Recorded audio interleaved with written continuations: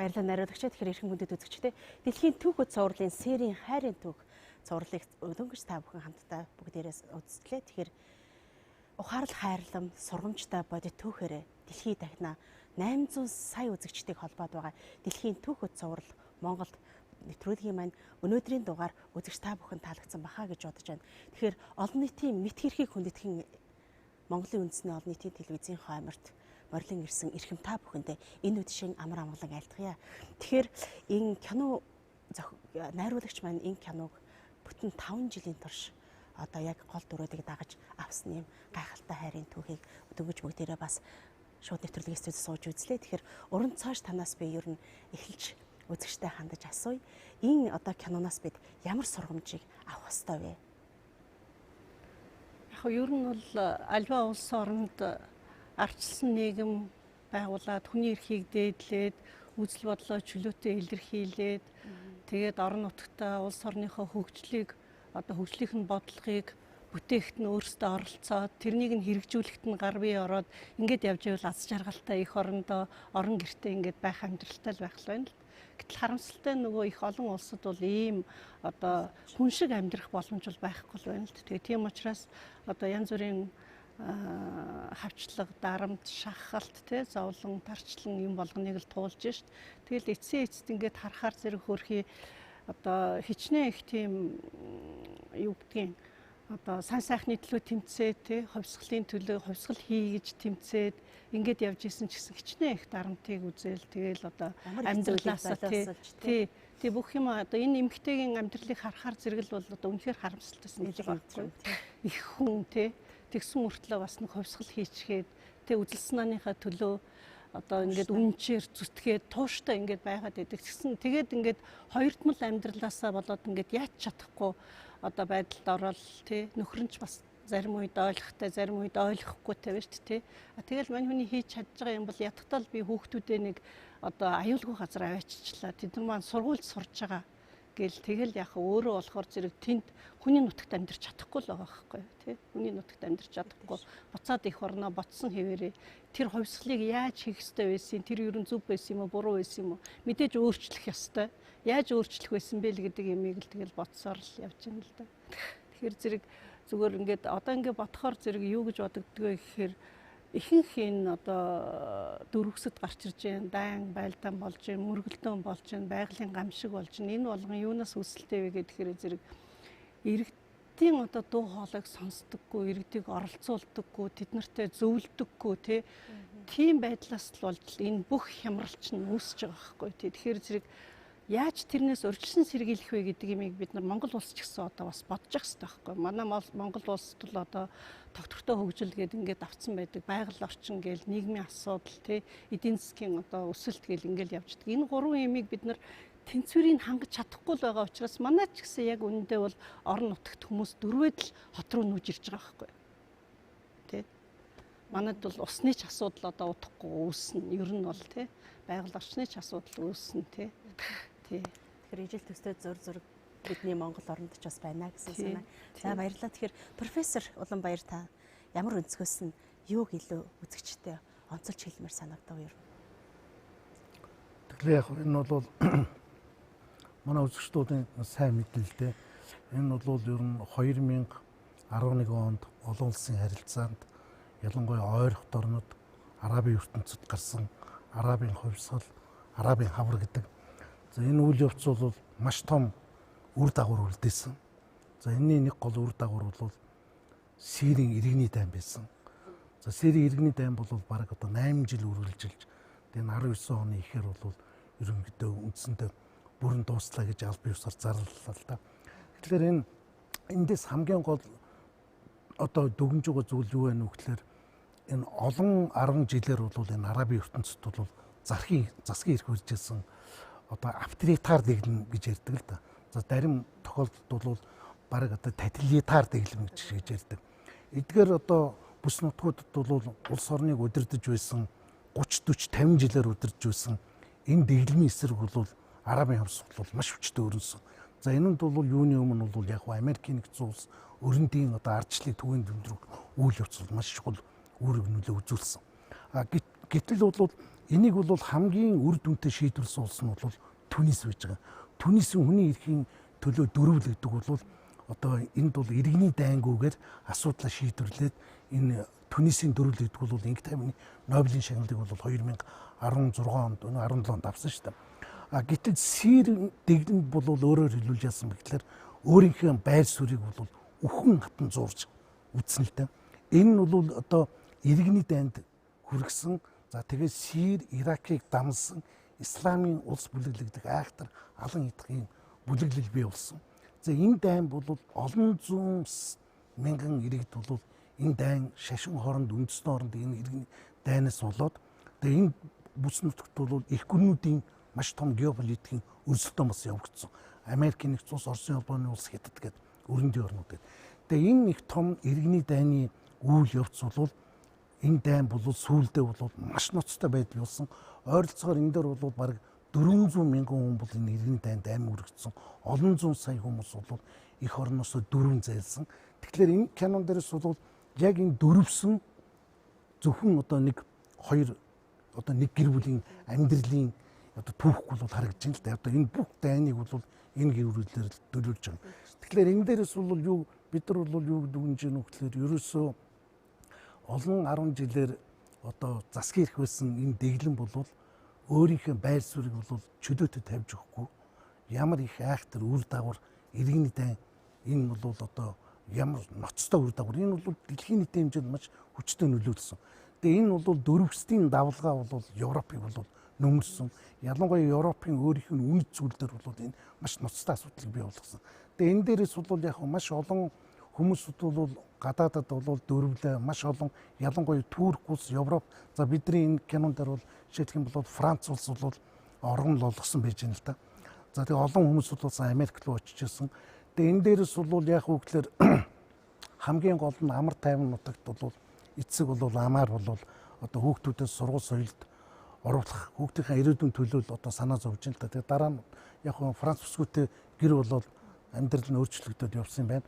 Тэгэхээр ер нь бол бид нар бол эндээс бол юу харж ийнө гэхээр ерөнхийдөө бол энэ дайн дайжин дөрвсөн энэ олон зуун иргэдэд бол улс оронд бол их өгөөмөр хандах ёстой. Хүн инэрэнгүй хүмүүнлэгийн үүднээс бол бид нар хандах ёстой. Ямар их одоо зовлон зүдгүүрийг бол дамжиж эдгээр хүмүүсүүд одоо ийм байдалд хүрж ийн гэж.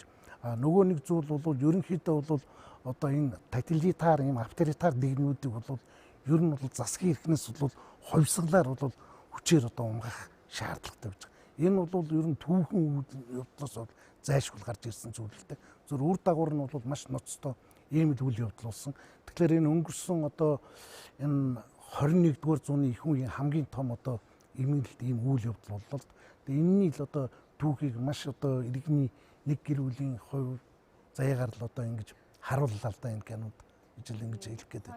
Одоо үеийн одоо зөрчил мөргөлдөө хэрхэн гэр бүлд маш гүнзгий тийм ээ нөлөөлж одоо зөвхөн энэ бол маш олон гэр бүл бол яг л ийм л дүр зураг үргэгдсэн амь үргэгдсэн гэдэг одоо маш олон түүхүүд байж байгаа. Энэ дээр бол одоо яг эдгээр бол илэг бүтэн үлдчихсэн байна. Гэтэ яг гэр бүл нь салсан санааны зөрчилтэй бол маш их гарч ирж байна тийм ээ.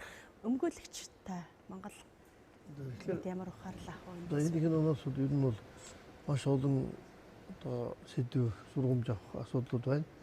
За манай Монгол улсын хувьд бол мэдээж хэрэг одоо дөрвөсдгийг одоо хүлээж авах асуудал бол манай Монголын улсын хувьд бол боломжгүй гэж үздэг. Тэрнтэй ч салдыг байдаг. Гэхдээ манай Монгол улсаас одоо 40 мянга 50 мянга гэдэг маш олон залуучууд одоо цагаачлаар гарсан. Тийм ээ? Одоо Солонгост байж байна, Шведэд байж байна. За ингээд үзэхээр бол энэ дөрвөсдийн асуудал дэлхийн нийтийн их том асуудал болоод нэгдсэн үндэсний байгууллагын дэргэд одоо дээд одоо зөвлөл хороо гэж байдаг.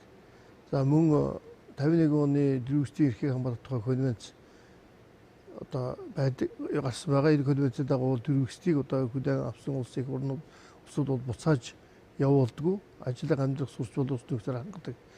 Тэгэхээр энэ дайн байлдаан одоо ялангуяа сүүлийн энэ улс орнуудын тогтворгүй байдал геополитикийн сонирхлоос болоод энэ шашин хоорондын мөргөлдөнд болоод энэ ялангуяа одоо Арабын орнуудаас Африк орнуудаас Африк хэмжээний хүмүүс Европ руу хөгжинг орнуудад ингэж дөрвөх болсон. Тэгэхээр энэ бол дөрвөлтийн асуудлаар бол одоо ялангуяа тэр конвенцэд бол Азийн худал орн нэгдээгүй байдаг. Манай Монгол улс нэгдээгүй. Тэгэхээр энэ дөрвж очиж байгаа хүмүүс нь бол ганц нэгээр очдоггүй. Олон зуугаар, олон цаяараа очдог. Тэгээд тэнд бол иргэншлийг бий болгодог. За тэгээд сөрөг үр дагаврууд маш их хэмжээр авчирдаг. Тухайн орнд гэмт хэрэг өсдөг. Та нар шивэдэг мэдж байгаа. За тэгээд шашин хоорондын мөргөлдөөн гарах маш олон сөрөг үр дагавартай байдаг. Тэгэхээр энд зөвхөн Монгол улстай холбогдуулаад хэлэхэд бол 51 оны конвенцэд бол Монгол улс нэгдэн орох ямар нэгэн үндэслэл байхгүй. Монгол улсын одоо аюулгүй байдал тусгаар нөхцөлд энэ маш их сөрөг нэрээр үзүүлэх учраас бол манай тийм болзошгүй учраас үндэсний одоо аюулгүй байдлын үзэл баримтад бол энэ талаар тусч өгсөн байгаа. Тэгэхээр Монгол улсыг одоо Джон Керри ирээд одоо энэ конвенцэд ороогүй байсан мөртөө жишээлбэл та нар Араб орнуудаас 3,000 одоо дөрвөлтийг аваа гэдэг тулгалт бол хийгдэж байсан. Ингээд үзэхээр бол одоо би яг одоо тэр ямар ч усан Монгол улсын хувьд бол дөрвөлтийг авах үйл хэрэгцээ орчин бол байхгүй. А тэр конвенцэд орох шаардлагагүй гэдэг одоо хуучин хувьд бол боддог.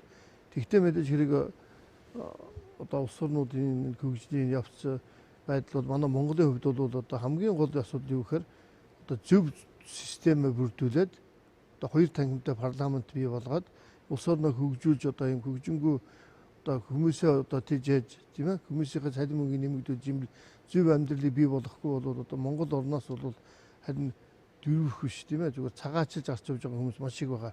А тэгээд Монгол иргэд бол гадаадд очиод бол одоо цагаач гэдгээр бол хүлээж авдаг учраас дөрвөгч болж хөвөрч янз бүрийн одоо худал мэдээлэлч янз бүрийн арга хэрэгслээр цөөн тоног хүмүүс нь бол тэнд дөрвөгчдийн одоо статус болж авдаг. Иймэрхүү тохиолдлууд бол нэлээд байгаа. За баярлалаа. Цэцэн заяа зохицуулагчтай киног хараад юу бодлоо? Ер нь бол одоо ямар ч дэглэмд амьдарч байсан тий ямар ч одоо төрийн тэргүүнтэй засгийн газартай байсан тэд бүгдийн явуулж байгаа тэр бодлого бол энгийн иргэдэд бүр шууд ингээд яаж хүрдгийг тэр тусмаа бүр ингээд нийгмийн хамгийн жижиг бүлэг болсон гэр бүлтэй тэрнээс гадна бүр нөгөө өөрийнхөө эрхийг хамгаалж чаддгүй шаардаж чаддгүй хүүхдүүдэд те яаж тусч байгаа юм сэтгэл зүйн болоод бие махбодд нь те өсөлтөнд нь одоо тэр гэр бүлийн орчинд яаж нөлөөлж байгаа гэдгийг айгуу тодоор харуулсан кино ингэж үзэж байгаа байхгүй. А тэгээд нэг талаас үзэх юм бол яг уу Франц бол жишг болоод те тэр дөрвөгч нарыг улс төрийн оргилыг нь хүлээн зөвшөөрч аваад ингээд тэднэрт оргил өгчлөө шүү дээ тийм. Гэтэл түрүүн багшийн хэлсэнчлэн маш олон дөрвөгчд тэнд зөвхөн одоо тийм тоо байдаг л да. Одоо хэрвээ гэр бүлээрээ явах гэж байгаа бол $7,000 төлөөд завинд суугаад тэгээд Туркид очдог. Тэр аялалд тэр ачаа хитэрсэн тэр завинд суугаад хэдэн саяараа тэр дөрвөгчд өгч байна. 15 онд нөгөө нэг хүүхдийн нэг зураг явжсэн да. Далайн эрэг дээр тий дөрвөгчдийн тий энэ мэтчлэн яг уу улс төрийн оргил хүсээд очлоо тий маш их эрсдлийг өндөр эрсдлийг аваад очиж гин хүлээж авч байгаа улс Франц гэж авсан боловч хүлээж авахгүйгээр тэнд бас эргээд нөгөө хүний эрхийн зөрчил гарч байгаа маш олон тохиолдлууд байдаг. Amnesty International бол яг энэ дээр илүү төлхөө ажилтдаг юм л да. Жишээлх юм бол одоо нөгөө Европ руу урсж байгаа маш олон дөрвөгчдийн тэр цувааг таслан зогсоож тогтоон барихын тулд те одоо нөгөө халуун цэг гэдэг бодлогыг Италид ч гэсэн гаргаж ирээл те яг тэн дээрээ шууд одоо хилээр орж ирж байгаа дөрвөгчдийг бүгднийг бүртгэж аваад шалгаад яг үнэхээр улс төрийн оргил хүсээд байгаа мó өөр зорилготой ирж байгаа мó те тэрийг ингээд шалгаад тэгээд тэднэрт төр үнэмлэх олгоод ингээд цаашаага ерөнхий одоо суур боловсролын те эмнэлгийн анхны шатны тусламжийн тэр битгий хэл одоо хүчирхийлэлд өртөх хүний эрхэд зөрчилд өртөх боломжтой тэр эмзэг бүлгийнхийг бүр илүү одоо анхаарч үзэх хамгаалалт авах тийм одоо зорилгоор одоо тийм халуун цэгүүдийг байгуулж ирсэн гэдгийг тэгэхээр харамсалтай нь энэ бол эргээд нөгөө хүчирхийлэл уул уурхай бүр ингээд улам тэрийг дэврэгдэг тийм хүчин зүйл болчиход байгаа юм л та. Энэ дээр бол бид нар зөвхөн дөрвөстэй асуудал энэ дайнаас болоод иргэний дайнаас болоод хүмүүс ингээд яваад байна тий энийг хүлээж авах хэрэгтэй инээ тэрээгээд ингээд шууд ярихаас гадна тэрнийг ингээд нэг юм дараалалтай тий жишээлбэл халуун цэг дээр ямар ч шалтгаангүйгээр одоо цагдаа эрүүдэн шүүсэн, хүчирхийлсэн тий заримд нь бүр бэлгийн дарамт үзүүлсэн тий хүчээр одоо хүсгүй байхад чинь хүчээр одоо янз бүрийн юм яриулсан ч юм уу тий ингээд дарамтлсан гэх мэтлэн маш олон юм хэрэгүүд эрүүдэн шүүлттэй холбоотой маш олон юм хэрэгүүд гараад одоо болтол бол энэ байж л байгаа юм л та. Үнэхээр 1951 онд олон улсын дөрвөгчдийн эрхсэн байдлын тухай конвенц батлагдсан тий.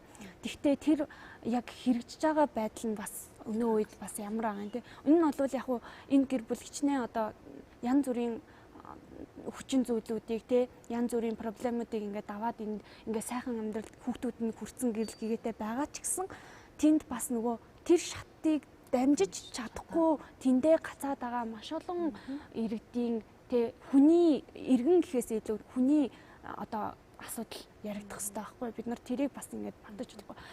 Үнэхээр бид нар одоо аль нэгэн улсын иргэн байх хэрэгтэй те. Үнэхээр тэр улсад оронд амьдрах боломжгүй мөрдлөг хавчлагтай те улс төрийн дарамттай бүр амьдрах орон зугтгаас дайчгаас өөр аргагүй нөхцөл байдалд орсон тэр хүмүүсийг одоо чи одоо нөгөө тэн дээр гарлаа штэ. Би Палестины иргэн болохоор чи намайг тэгж гин үү гэд гэр бүлийн зөрчил гарч ирдэ штэ. Тэн дээр тэгэхээр энэ иргэн гэд нөгөө нэг ингээл Сир улс энэ дөрвөгчдийнхээ асуудал та нар өөрсдөө хариуцлага хүлээх ёстой.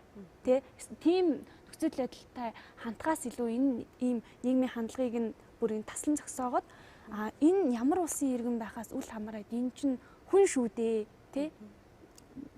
Одоо эдлэх ёстой үндсэн эрхээ эдлэх ёстой шүү дээ гэдэг дээр аль ч улсын засгийн газар хөгжиж буй жолоод хөгжингүй тэр хүлээж авч байгаа Европын улс орнууд ч гэсэн тэ харилцан тохиролцож байгаа улсууд нь ч гэсэн яг хүн гэдэг утгаар нь авч үзээч тэ хүний эрхийг одоо нэн тэргуунд тавьж үзээч улс төрийн ашиг сонирхлоосоо илүүтэйгээр тэ гэдэг тал дээр бол илүү нөгөө яг хуу байгууллагынхаа үйл ажиллагааны чиглэлтэй уялдуулаад тэн дээр илүү их анхаарал тавьж үзлээ л да ерөнхийдөө тийм. За баярлалаа гэсэн заяа зохицуулагч. Тэгэхээр тэгэлгүй яг таны хэлсэн дээр бас нэмээд хэлгээд сая 2018 онд нэгдсэн үндэсний байгууллагын ерөнхий нарийн бичгийн дарга яг одоо цэцэн заяагийн санааг их онцолсон байлээ. Би бас энэ зашинд ашиглаад бас хэлчихье гэж бодож байгаа үзэгчтэй.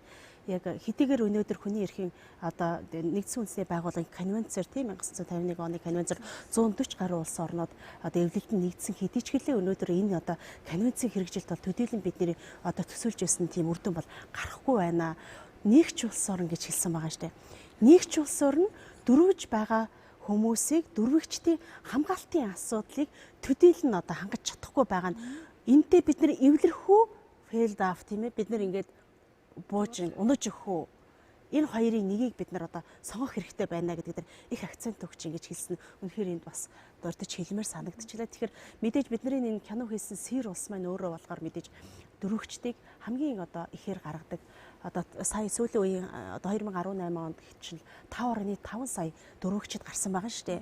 Тэгэхээр ерөнхийдөө дэлхийн хэмжээнд аваад үзэхээр зэрэг Сир 5.5 сая өмнөд Судан тийм ээ одоо 2.5 сая баг Монголын хүн амтаа баг ижлэх нь тийм ээ. Нөгөөх нь болохоор зэрэг хаандах байла Пакистан байсан байхаа тийм. Энэ гурван улс орн бол ерөөсөө дөрвөгчдэрээ дэлхийд хамгийн тэргүүлж байгаа юм улс орн биз. За найруулагч маань 3 минут тутав ингэж ингээд батагтах докторороо би үндэсний олон нийтийн телевизийн 1-р согт нэвтрүүлгийн төгсгөл болгож одоо тэгэхээр дэлхийн нийт маань 2018 онд 12 сарын 17-нд дөрвөгчдийн тухай пактыг баталсан байгаа. Энд 191 орн энэ пактыг баталсан. Тэгээд 51 оноос хойш одоо засгийн газар энэ дөрвөгчдийн талаар ямар ч одоо асуудал нааштай байхгүй байна гэдэг дээр бас олон улсын харилцаанд энэ оролцогчид байна одоо дүгнэлт хийгээд сая 18 онд энэ пактыг баталсан гэдэг нь бас одоо үзэгчдэд нэмж хэлэхэд бол таатай байгаа. Тэгэхээр энэ нөгөө хүлээж авж байгаа улс орнууд энэ дөрвөгчдийн тал дээр одоо хэрэг хүлээж авч ивэл бас олон улсын хамтын нийгэмлэгээс ямар одоо тийм нөгөө юу дэмжлэгийг үзүүлж болох вэ гэдэг дээр тулгуурсан юм пакт байгаа. Хоёрхан орн энэ пактыг батлаагүй. Америк нөгөөх нь Латв байсан баха. Литвч лөө. Тэгэхээр бусад бүх орн бол энэ пактад бол одоо ойшоосон, дэмжсэн. Тийм учраас бас энэ дөрвөстэй асуудал дээр одоо нааштай тал бол гарч байгаа гэдгийг энэ эцэст нь хэлэхэд бас ер нь киног хараад танд юу гэж бодогдсон бэ киноны? Энэ нэг л айлын амьдралыг үзүүлж байна. Цаана нь болохоор хүлээж авж байгаа улсад ч ямар асуудал, айхтар асуудал байгаа илээ. Мөн энэ одоо Сирийн дөрвөст дээр ямар амар асуудлууд гарлаа тий. Энэ бүхэн бол одоо нэг л талын үзүүлсэн. Гэхдээ цаашдаа бол энийг бүр сайн одоо сургамж болох үүднээс бас олон айлын амьдралыг бас үзүүлээсэ. Ядаж нэг ч ихсэн айл тий. Энэ одоо дөрвөстийн эрх зүйн байдлаар хэрхэн яаж хангагдж байна вэ гэдэг нь харагдаасаа гэж хэлж байна. Уучлаарай сошиал сувагт үргэлжлэн бид нар заяа. Ер нь тэглгүй авах мэдээж одоо кино найруулагчийн шийдэл бол мэдээж олон айлуудыг авахаас илүүтэй нэг гэр бүлийн хүрээнд ингээд авч үзхийг энэ шийдлийг одоо авж илдээ. Гэхдээ энд бол дөрвөстэй холбоотой бүхий л одоо үе шатууд тийм ээ бүгдээрээ таарчиж ямар улсаас хаашаа гараад дөрвж гин оргинол ирж гин улс төрийн одоо эрхээ олгож гин тий гэр бүлийн хооронд тэр гүн их уй гашууд зовлон яаж үргэлжилж хэдийгээр хувьсгалтынд гараад үлдсэн ч гэсэн эргээд тэр гэр бүлийн хүрээнд тэр хувьсгал нь яаж бас их үргэлжилж гэн тэр хүүхдүүд ялангуяа тийм ээ сая цэцэн заяагийн хэлдэг шиг ингээд энд бол миний бодлоор бол бас бүхий л одоо амьдралын энэ хоёр одоо гэр хайртай хоёр хосуудын амьдралын түүх бол их олон зүйлийг бас хүндрэлтэнд биднэрт одоо мессеж болгож, сургамж болгож, ухаарууллыг бол өгсөн болов гэж ингэж бодож байгаамаа. Тэгэхээр ингээд Монголын үндэсний олон нийтийн телевизийн дэлхийн түүхүүд уран бүтээлийн багаас бэлтгэн үзүүлсэн Сирийн Хайрын Түүх бүтээлийн үзэгч та бүхэндээ бид хүргэлээ. Ингээд 3 улирлын турш буюу 34 дугаарыг үзэгчид одоо байнгын үзэгчид та бүхэн бидэнтэй хамт байсан та бүхэндээ төслийн уран бүтээлчдийн одоо өмнөөс болно одоо төслийн удирдагчийн хувьас одоо гүн талархлаа илэрхийлье. Ингээд өнөөдрийн та бүхэнд үзүүлсэн Сирийн Хайрын Түүх гэсэн энэ бүтээл маань Дэлхийн Түүхүүд цувралын одоо 3 дугаар улирлын төгсгөлийн дугаар байсан юм аа. Ингээд харин өнөөдрийн кино хэлэлцүүлгийг үзэгч та бүхэн одоо уламжлал ёсоор сошиал 4 сувагтаа үргэлжлүүлэн үзээрэй. Ингээд эрх намар эргэн уулзъя баяртай үзэгчтэй.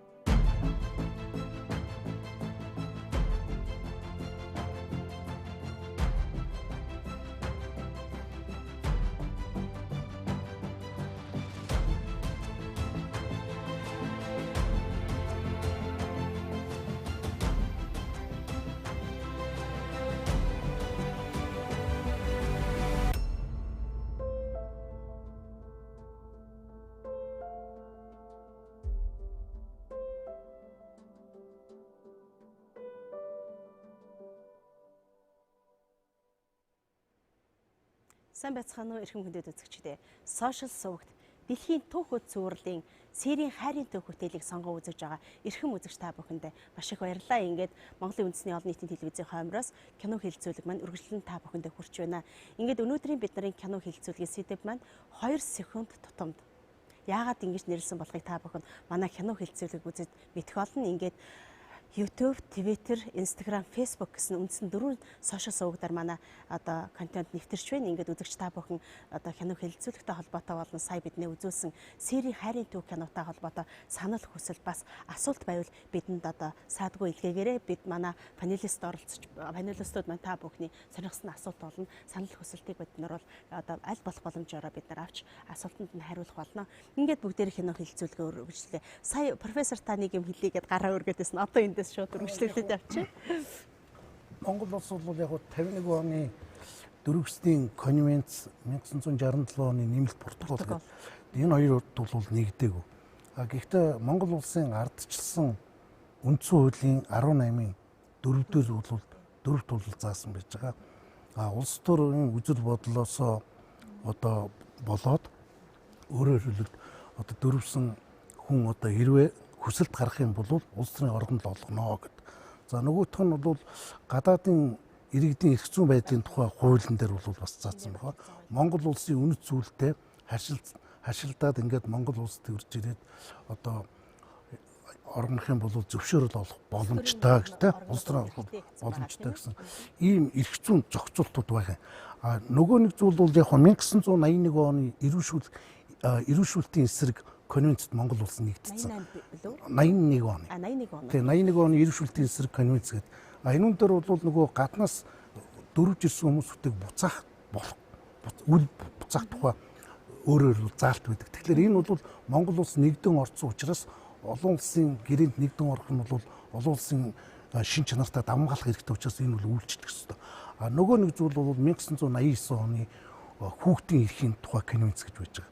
Энэгээр бол өөрөөр хэлбэл одоо асран хамгаалагч хүч байсан тэр хүүхдийг хүлээж авах гэсэн Монгол улс нэгдэн орцсон учраас. Тэгэхээр бид нар бол хэдийгээр 51 оны конвенц болоод 69 оны 67 оны нэмэлт протоколд илсээгүй боловч бид нар бол бас эрх зүйн дотоодын зохицуулалт бол байдгиймээ гэдгийг хэлэх гээд байгаа. Яг хөө зүгээр Монгол улс бол өөрөө бол тухайлах юм бол Монголд бол 1911 оны үндэсний эрх тусгалтын сэргийн тунгалтын дараа Монголд бол гаднаас маш их олон өвөр Монгол бараг өвөр байглаас бол маш олон хүмүүсүүд Монголд дөрвж орж ирж ирсэн. За 1917 оноос 20 оны одоо зөвлөлт Орос улсад иргэний дайнгарахад бол өвөр байглаас маш олон хүмүүс дөрвж орж ирж ирсэн гэдэг юм уу. Эсвэл бол ер нь бол яг 30-аад онд монголчууд өөрсдөө бас нөгөө лам нарын хувьсгалын дараа бол манайх маш олноор дөрвжсэн л да.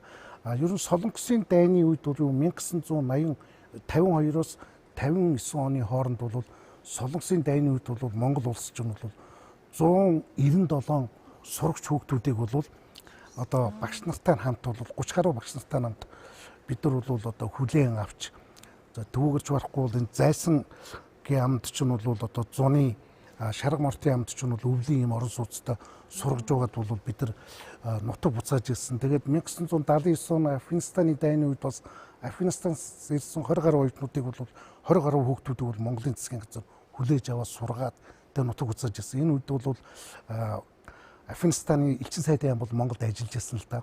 Монголын элчин сайд мөн Кабулд ажиллаж байсан. Тэгээ гихмичлэнгээр бол зүгээр өнгөрсөн түүхэнд бол бид нар бол гадаадын иргэдийг бол энэ дайнд ажнаас нь болоод одоо энэ дөрвс хүмүүсүүдийг Монголын засгийн газар хүлээж авч өөрийнхөө бололцооны хэсгээр ялангуяа Солонгосын дайны үед гэхэд бид нар бол 8.5 сая төгрөгийн зардал гаргаж ирсэн байхгүй. Тэгээ ийм одоо бидний өөрийн ийм туршлага энтрүүд бол байж байгаа. Зүгээр өнөөгийн нөхцөлд бол одоо ийм масс буюу гэж хэлж байгаа юм одоо олноороо дөрвөх гэдэг асуудал бол бас нэг өөр. Тэгэхээр энийг бол бид нар бол яг энэ конвенцийн дагуу бол бид нар өөрөөр үүрэг хүлээгөөг учраас бид нар болцооныхаа хэмжээнд авах дотоодын эрх зүйн зохицуулалтаар зохицуулах боломжтой. Гэхдээ энэ дээр нэг зүйл байна. Дөрвөсөд болоод цагаачлал хоёр гэдэг чинь хоёр өөр юм байхгүй. Нэг нь иммигрант, нөгөөх нь рефьюж гэж. Тэгэхээр энэ хоёрын хоорондын зааг ялгааг бол бид нар бас сайн гарах хэрэгтэй. Нэг нь бол дайн дайжин иргэний дайн улс төрийн дарамт шахалтаасаа тий амьдрах нөхцөлгүй болоод өөрөөр хэлбэл уугуул нутгаасаа зайлж байгаа. Нөгөөх нь бол зүгээр одоо эдийн засгийн амьдралын тий янз бүрийн шалтгаанаар бол гадаад орнуудад бол ажил төрөл хийхээр миграц гэдэг явж байгаа юмуд үйл дээ. Тийм учраас бол бид нар энийг бол анхаарах та. Зүгээр сая өцөгдөр бол нэгдсэн үндэсний байгууллагын хүний дөрвөсний асуудал хариуцсан дээд төлөөлөгчийн газар бол 2019 оных тайлын илтгэлийг хэвлэлсэн байна. Хэвлээ гаргасан байгууллага өөрөө Женевт байдгийг бид бүгд мэдж байгаа. Тэгэхээр энэ бол 2001 онд бол ер нь нийт дөрвсөн иргэд бол 22.3 сая байсан. Энэ жилийн илтгэлээр бол үндсэндээ 79.8 сая болтлоо өссөн байна. Энэ бол асар их тоо. Энэ бол өөрөөр хэлбэл эдгээрийг бол одоо хамгийн том хүлээн авч байгаа улсаар бол үндсэндээ Турк улсыг одоо шалгаруулсан билээ л да. Ер нь бол тогтвортой сууршуулсан улс орнуудаар бол Канадыг 1-р байрт, Америк 2-р байрт, Австрали 3-р байрт гэдэг ингээд ийм улсуудыг байрын нийслүүлсэн тайлын илтгэлийн дүн дээр нь гарсан билээ.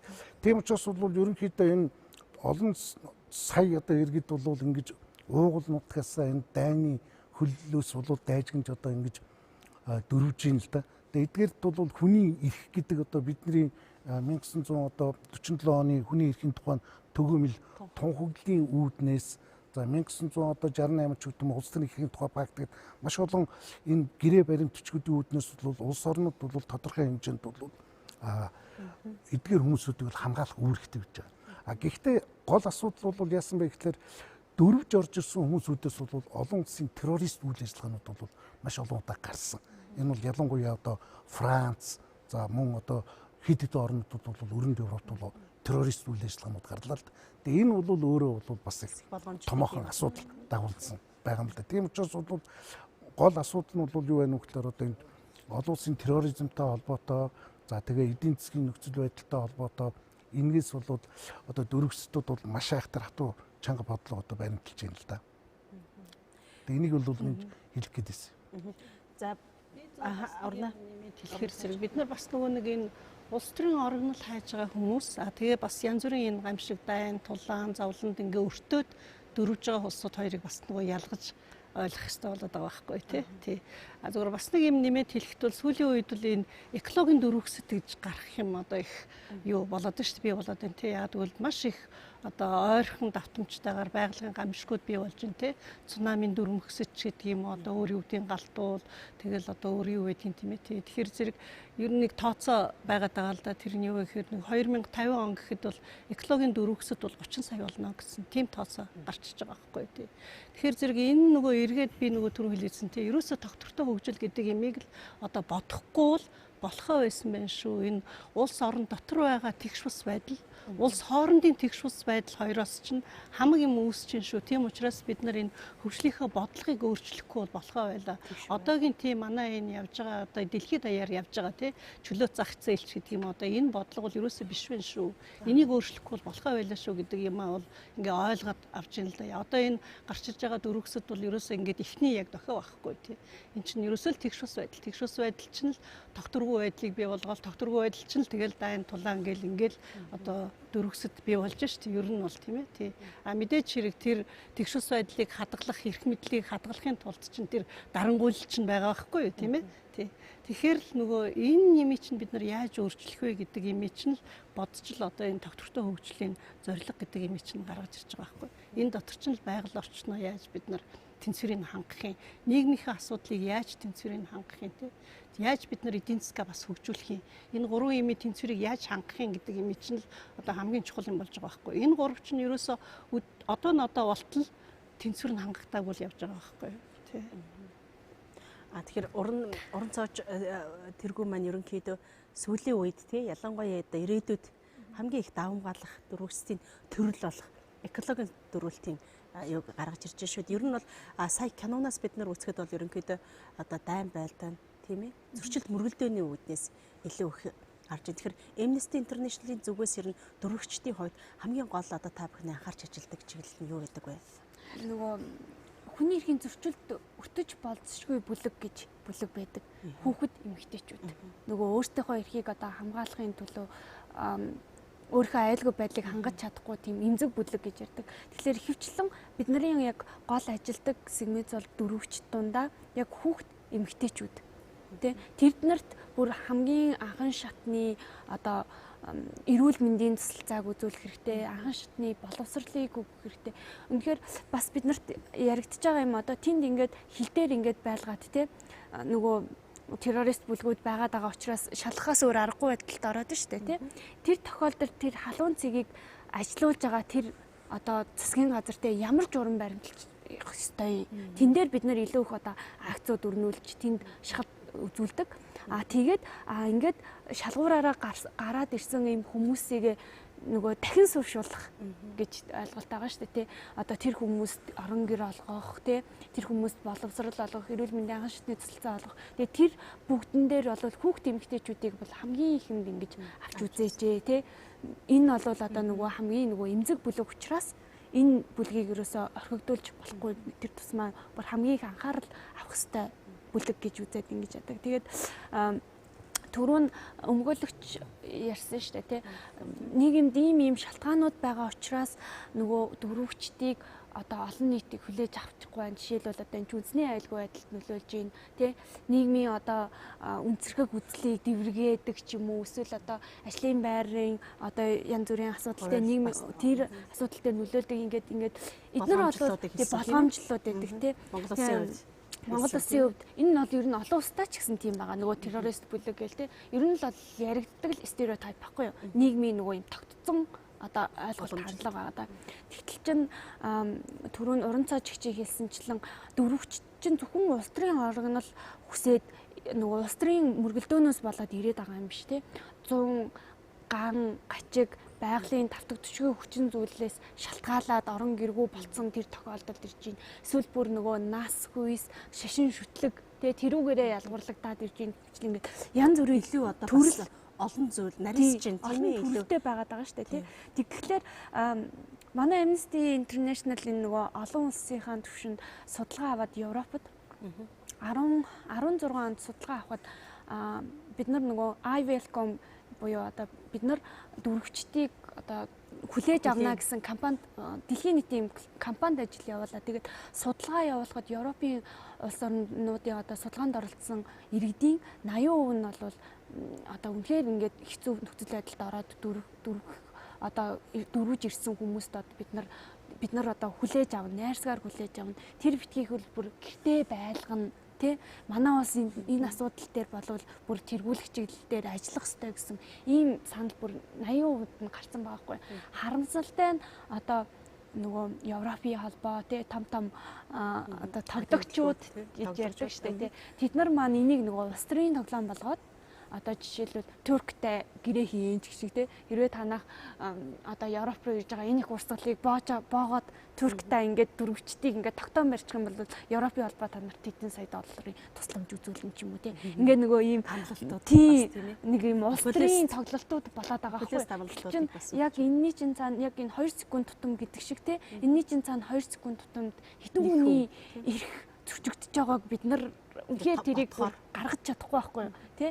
Тэгэхээр хамгийн түрүүнд бидний одоо яг явуулж байгаа хамгийн ихний акц бол ерөөсөө яг тэр халуун цэг дээр л тулж ажиллах. Тэнд л хүний эрхийг анхны зөрчлүүдийг гаргахгүйгээр тий хүмүүсийг яг ингээд тэнд л яг зөвөр шударгаар одоо юу гэдэг тогтоолгоод тий яг ямар зорилгоор ирж байгаа юм, ямар шалтгаанаар дөрвж байгаа юм тий ямар одоо оргинол хүсэж байгаа юм тий. Тэгээд ямар бололцоо юу дэмжлэх хэрэгтэй байгаа юм гэдгийг яг тогтоодог тэр одоо нэг халуун цэгийн үйл ажиллагаанд л манайх бол хөвчлэн тий. Тэнд л илүү их одоо нөгөө нэг шахалт үзүүлэхтэй яг нөгөө лоббигоо хийх, кампанид ажил өрнүүлэх гэх мэтлийн юм ажлуудыг хийдэг. Нэг жишээ гэх юм бол Австралид одоо нөгөө нүүбийн дөрвөсдийн дэд камсараас нэг тайлан гарсан чи Австралийн одоо тэр халуун цэг болоод өөрөө эргээд хүний эрхийг зөрчдөг тийм газар болоод Австралийн засгийн газарт тэр тайлан өгөөд лоббитоход Австралийн засгийн газар ямар хариу өгсөн бэ гэхээр засгийн газрын одоо буруу биш одоо ингээ энгийгээр хэлэхэд те энэ нөгөө нэг байгуулсан төр хорооны манд буруу гэд ингээд одоо нэг замарсан юм хэрэгч гардаг тий. Гэх мэтлийн юм дэлхийн нийтэд аль талд нь мэдээж сайнны хажуугаар бол бас нөгөө орхигдуулж болохгүй зүйлүүд гэж бас байгаа шүү дээ тий. Тэр бол бас байсаар л. За баярлалцсан. За тэгэхээр яг бас тайлангаас уншсан бэ. Тэгээд тайлангаас уншиж суужгаад бас ер нь нийт дөрвөгчдийн бас хагасаас илүү хувийг эмэгтэйчүүд хүүхэд эзэлдэг тийм ээ. Тийм ч учраас энд бол эмэгтэйчүүд хүүхдийн эмзэг зорилтын бүлгийн бас эрхийн асуудал бол мэдээж одоо маш одоо ноцтой одоо зөрчигдөж байгаа энэ асуудлыг бид нэг өнөөдөр бас дуртахаас өөр аргагүй. Тэгэхээр сая бол эцсийн заяа бол нэлээд тийм жоохон бодит халуун цэг рүү орж ирлээ. Тэгэхээр Баттагтах доктор танаас би ер нь одоо дөрвөгчдийн хувьд одоо хамгийн их дөрвөгчдийн одоо сүүлийн үеийн байдлаар одоо олон улсын шинжээчид ер нь бас ямар байр суурьуудыг алсын хараануудыг илүү их дэвшүүлж байгаа вэ? Энэ талаараа бас үзэгчдэд жоохон таны мэдхүйн талаасаа мэдээлэх үү? Тэгээд нас хүйсийн байдал дээр болохоор би бас арай санал зөрүүтэй юм мэдээлэл авсан. Эрэгтэйчүүд эзэлж байгаа гэд тэр нөгөө одоо 68% нь эрэгтэйчүүд эзэлж байгаа. Энэ дотроос одоо 14-өөс 48 насны одоо хүмүүс болохоор нөгөө дөрвөсөд айгүйх байна гэж үзэж байгаа. Тэгээд дагаж ирж байгаа улсууд нь болохоор одоо эмэгтэйчүүд хүүхдүүд байгаа хгүй. Тэгэхээр 50-аас дээш одоо 63-аас дээш гэдэг юм уу те тэр наснуудыг бас заагаад ингээд судалгаа хийчихэд байгаа улс орнууд. Тэгээд засгийн газар нь болохоор хүлээж авч байгаа засгийн газрууд болохоор бас ямар бодлого явуулж байгаа вэ? Жишээ нь Герман нээлттэй хаалганы бодлогоороо дөрвөстэй асуудал дээр ямар бодлого явуулж байгаа гэхээр за одоо ингээд сэр дайн дусчлаа. Одоо та нар эх орондоо буцаж болно гэж хэлж байгаа. Тэр нь бол бас зүй ёсны хэрэг. Ягаад гэвэл дөрвөсөд гэдэг чинь тэр нэг аюултай байдал нь одоо алга болсны дараа бол эх орондоо буцаж болно. Буцах ч ёстой тийм ээ. Тэр аюултай байдал намжаагүй байхад бол албадан хүчээр бол хэнийг ч одоо нутагт нь буцааж болохгүй. Тэгэхээр сэрд бол одоо аюултай байдал дуслаа гэж үзэж байгаа. Дайн байлдаан бол төгслөө гэж үзэж байгаа. Тэгээд одоо хэрвээ та нар буцвал манай засгийн газраас та нарт одоо тодорхой мөнгөн тэтгэлэг өгье гэдээ амлчаад байгаа байхгүй Германы тал. За нэг тал дээр яг дөрвөстэй асуудал дээр гарч байгаа ийм асуудлууд бол байгаа.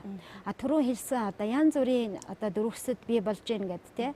Энэ бас цаашдаа одоо ихсэх хандлага бол байгаа. Ягаад гэвэл нөгөө дэлхийн дулаарл те экологийн тэнцвэртэй байдал алдагдаад ирэхээр дөрвөстэй асуудал бол одоо өшөө нэмэгдээл байна гэсэн үг. Тэгээд дэлхий дээр түрүү хэллээ шүү дээ те 70 сая дөрвөсөд байна гэж үзлээ. Хамгийн ихний дөрвөсөд болохоор дэлхийн 2 дугаар дайны дараа гарч ирсэн. Тэгээд 51 онд одоо конвенц хийж гаргачлаа тий. Тэгэнгүүт 54 онд Палестины дөрвөсдийн одоо конвенц батлагдсан. Тэгээд хамгийн одоо сүүлд болохоор энэ Сирийн дөрвөсдийн асуудал ингээд хурцаар яригдаж эхэлж байгаа. Тэгэхээр энэ ганцхан Сирийн дөрвөсдийн асуудлаар ингээд зогсохгүй. Цаашдаа бол одоо энтгэгт жишээ нь ундны усгүй болчлоо л гэж юм тий. Тэгэхээр энэ экологийн дөрвөсөд бол одоо ихээр хамгаалах шинжтэй. Хамгаалах шинжтэй болж гин гэсэн үг. Өмгөөлөгч Монгол тэгэхээр ер нь бол энэ одоо дайн байлдааны удмаас юм уу ганг ачгүй удмаас одоо дөрвж байгаа хүмүүсийг бол мэдээж хэрэг хүний эрхийг нь бол хамгаална. Хүний эрхийг хүндэтгэн. За сая ярьсан Монгол улс мэдээж хэрэг 51 оны конвенцэд нэгдэж ороогүй ч гэсэн мэдээж хэрэг хүнлэг байдлаар хандаж улс төрийн цагаач гэж одоо 100 тонны хүмүүст олгодог. Тэр бол байж болно. Үнэхээр хүлэн зөвшөөрөгдөд дотоодын хуулиараа бол хүний эрхийг хамгаалаад өгсөн байгаа. Би юу хэлж байгаа нөхөр Монгол улс маань өөр мэд хоёр их хүний дунд оршдог. Хүн ам цөөтэй. Эдийн засгийн хүчин чадал сул. Дөрөв ийм одоо байгаа нөхцөлд бол Монгол улс бол дөрвөсдийг хүлээн авах тэр 51 оны конвенцэд орж болохгүй. Ягаад гэвэл тэр конвенцэд орох юм бол Монгол улс хүссэн хүсээгүй ч гэсэн Монгол улсд бол нэгдсэн үндэсний байгууллагын талаас ч юм уу тийм ээ шууд ковид тогтоож өгöd хүн оруулах байхгүй юу. Тэгэхээр энд бол Монгол улсын одоо бол зохимжгүй. Нэгдүгээр, хоёрдугаар тэгэхээр сая киноноор гарч байгаа зүйлийг би харж л да. Энэ их хөрнүүдийн бодлогоор болон улс орнуудын дээр дайн байлдаан тогтворгүй ажиллагаа энэ дэлхийн нийтийн бүх асуудлыг маш тодорхой байгаа шүү дээ. Тэгэхээр хамгийн гол нэг эрхэм зөрчиж байгаа хүмүүсийг бол анхаарал явуулдаг. Одоо анхаарч шүү дээ. Одоо дөрвөсдгийг анхаарал. Дөрвөсөд яагаад бий болж байгаа гэдэг асуудал байна шүү дээ. Одоо дайн байлдааны хэн үүсгэж байна? Африкийг их хөрнүүд л юм болгосон шүү дээ. Одоо жишээл Африкийн одоо Сирийн ингээд улс шүү дээ. Тэр одоо газар тариалангийн эндгчүүд авцсан одоо нийтийн хоодыг нь одоо өөр одоо юу гэдэг нь хятад солонгос гэх юм уу ингээд улс орнууд тэр секторуудыг хувагаад авсан байдаг хөө. Тэр хүмүүс нэ дотоодын дайн байлдаантай бүлгэлүүд болцсон. Тэгээд нийгмийн зэрэг оруулсан. Ийм байдлаас одоо энэ улсын хурлын чинь тусгай тогтнолын ингээд алга хийсэн дайн байлдаан тэр нь бол нөгөө хөрөнгө оруулагчдад ашигтай. Тэгээд одоо явж байгаа энэ Африкийн орнууд байж байна. Одоо энэ ойролт орнуудын асуудал байж байна. Тэгэхээр энэ хамгийн том бодлого бол улс төрчид одоо дэлхийн нэгдсэн үндэсний байгууллагын дайн байлдааныг зогсоох энэ их хөрнүүдийн нэг экспансив бодлогыг бол хязгаарлах талаас анхаарах бол энэ одоо арабын хувьцглуудын чинь бол зохиомжоор гарч ирсэн гэдэг ярьдаа шүү. Лив улс ямар сайхан амьдралтай байлаа. Дарангуулагчтай байсан. Гэхдээ бол бензин хүртэл үнэгүй байсан. Тэгээд одоо ямар байдалтай байна. Тэгэхээр энэ чинь хамгийн гол нь хүний эрхийн асуудал гэдэг чинь маш олон төрлийн тогтолцоот улс орнууд байдаг гэсэн. Тэр нэгдсэн үндэсний байгууллагын одоо болдгийн хүрээнд бол энэ юунаас дөрвөсөд юусэд байна гэж. Эргээд энэ Европод аюул занз гэвэлцсэн. Европод ч нөгөө одоо 15 6 тэгээд 100-ууд үед бол багтгаа байгаад дэлхийг бол колончлаад тархсан байхгүй. Эргээд одоо Европ хөгжсөн, Европ руу одоо одоо дөрвөсөд Африкаас орж ирээд эргээд Европ манд олонх нь бол одоо өөр үндэснээс бүртгэж магадлал прогноз явж байгаа байхгүй. Тэгэхээр одоо би одоо нэг жишээ хэлээ да Германд зочин ажилчид гэж орж ирсэн 60-аад оны үед бүтэн дайны дараа. Тэр бол одоо ганц 2 сая турк хүн орж ирсэн. Хүмүүс орж ирсэн ажилчид. Тэд өсөөд одоо 10 сая болсон, 20 сая болсон. Одоо 2050 он гэхэд бол олонх нь турк үндэстэн болно гэдэг прогноз гарч ирж байгаа. Тэгэхээр нэг үндэсний аюулгүй байдал гэдэг юм харах юм бол Монгол улсын бодлого, Монгол улсыг хинж буруудахгүй шүү дээ. Тийм учраас Монгол улс бол одоо болоод 18 мянган цагаач Монголд байж байгаа байхгүй. Цагаач нэрээр орж ирсэн гадаадын одоо иргэд олон байгаа шүү дээ. Тэгэхээр энэ дээр бол хамгийн эмгэнтэй юм бол бүртгэл тооцоо. Монголчин 60 сая малаа тоолдог боловч 3 сая хүнээ тоолж чаддаг байхгүй. Одоо гадны улсууд оронд очлаа. Ямар ч улсад орсон манай монголчууд гадаг шиг явдаг. Зочдууд буухад бол шууд цагдаад бүртгэгдэнэ. Тийм үстэй. Бүх хүн бүртгэгдэлээ. Тэгээд 100 сая 300 сая хүнтэй тэр бүмхэнтэй улсууд хүлээ тоогоод орж ирсэн хүний тоог гаргаад Монгол улсын тоо байхгүй. Тийм учраас энэ бол энэ бүртгэгдэл тийм энэ нарийн судалгаа тооцоо тэгээд тэр ковод үнэхээр одоо засгийн газар бол хэлж байгаа хэрэгтэй. Монголд бол 15 мянган цагаач байна гэгээд тодорхой тоо хэлж одоо мэддэхгүй байгаа байхгүй. Тэгээд бичиг баримтгүй одоо монгол хүний паспортоор одоо ийм систем нь гажуудалтаа гадаад иргэд бол монгол хүний паспортоор маш их олноор авч байна. Ерөөсөө энэ бол маш одоо сонин тогтолцоо байгаа байхгүй. Тэгэхээр энийг бол манай улс орны эрх баригчид энэ тогтолцоог өөрчилж хяналтаа бий болгохгүй бол 100 жилийн дараа 50 жилийн дараа бол одоо монголчууд цөөнх болох тийм үгүйсэхгүй шүү дээ. Тэгэхээр энэ бол одоо энэ маш том бодлого байх хэрэгтэй Монгол улсын хувьд. Мөн цагаач иргэд гэдэг чинь ажил хөдөлмөрөөр гарсан байна шүү дээ. Одоо Шведэд 6 мянган монгол хүмүүс байна гэж одоо 40 мянга орчим байж. Тэгэхээр энэ хүмүүс чинь эх хурланд ажиллаж амжих хүсэлтэй байгаа байхгүй.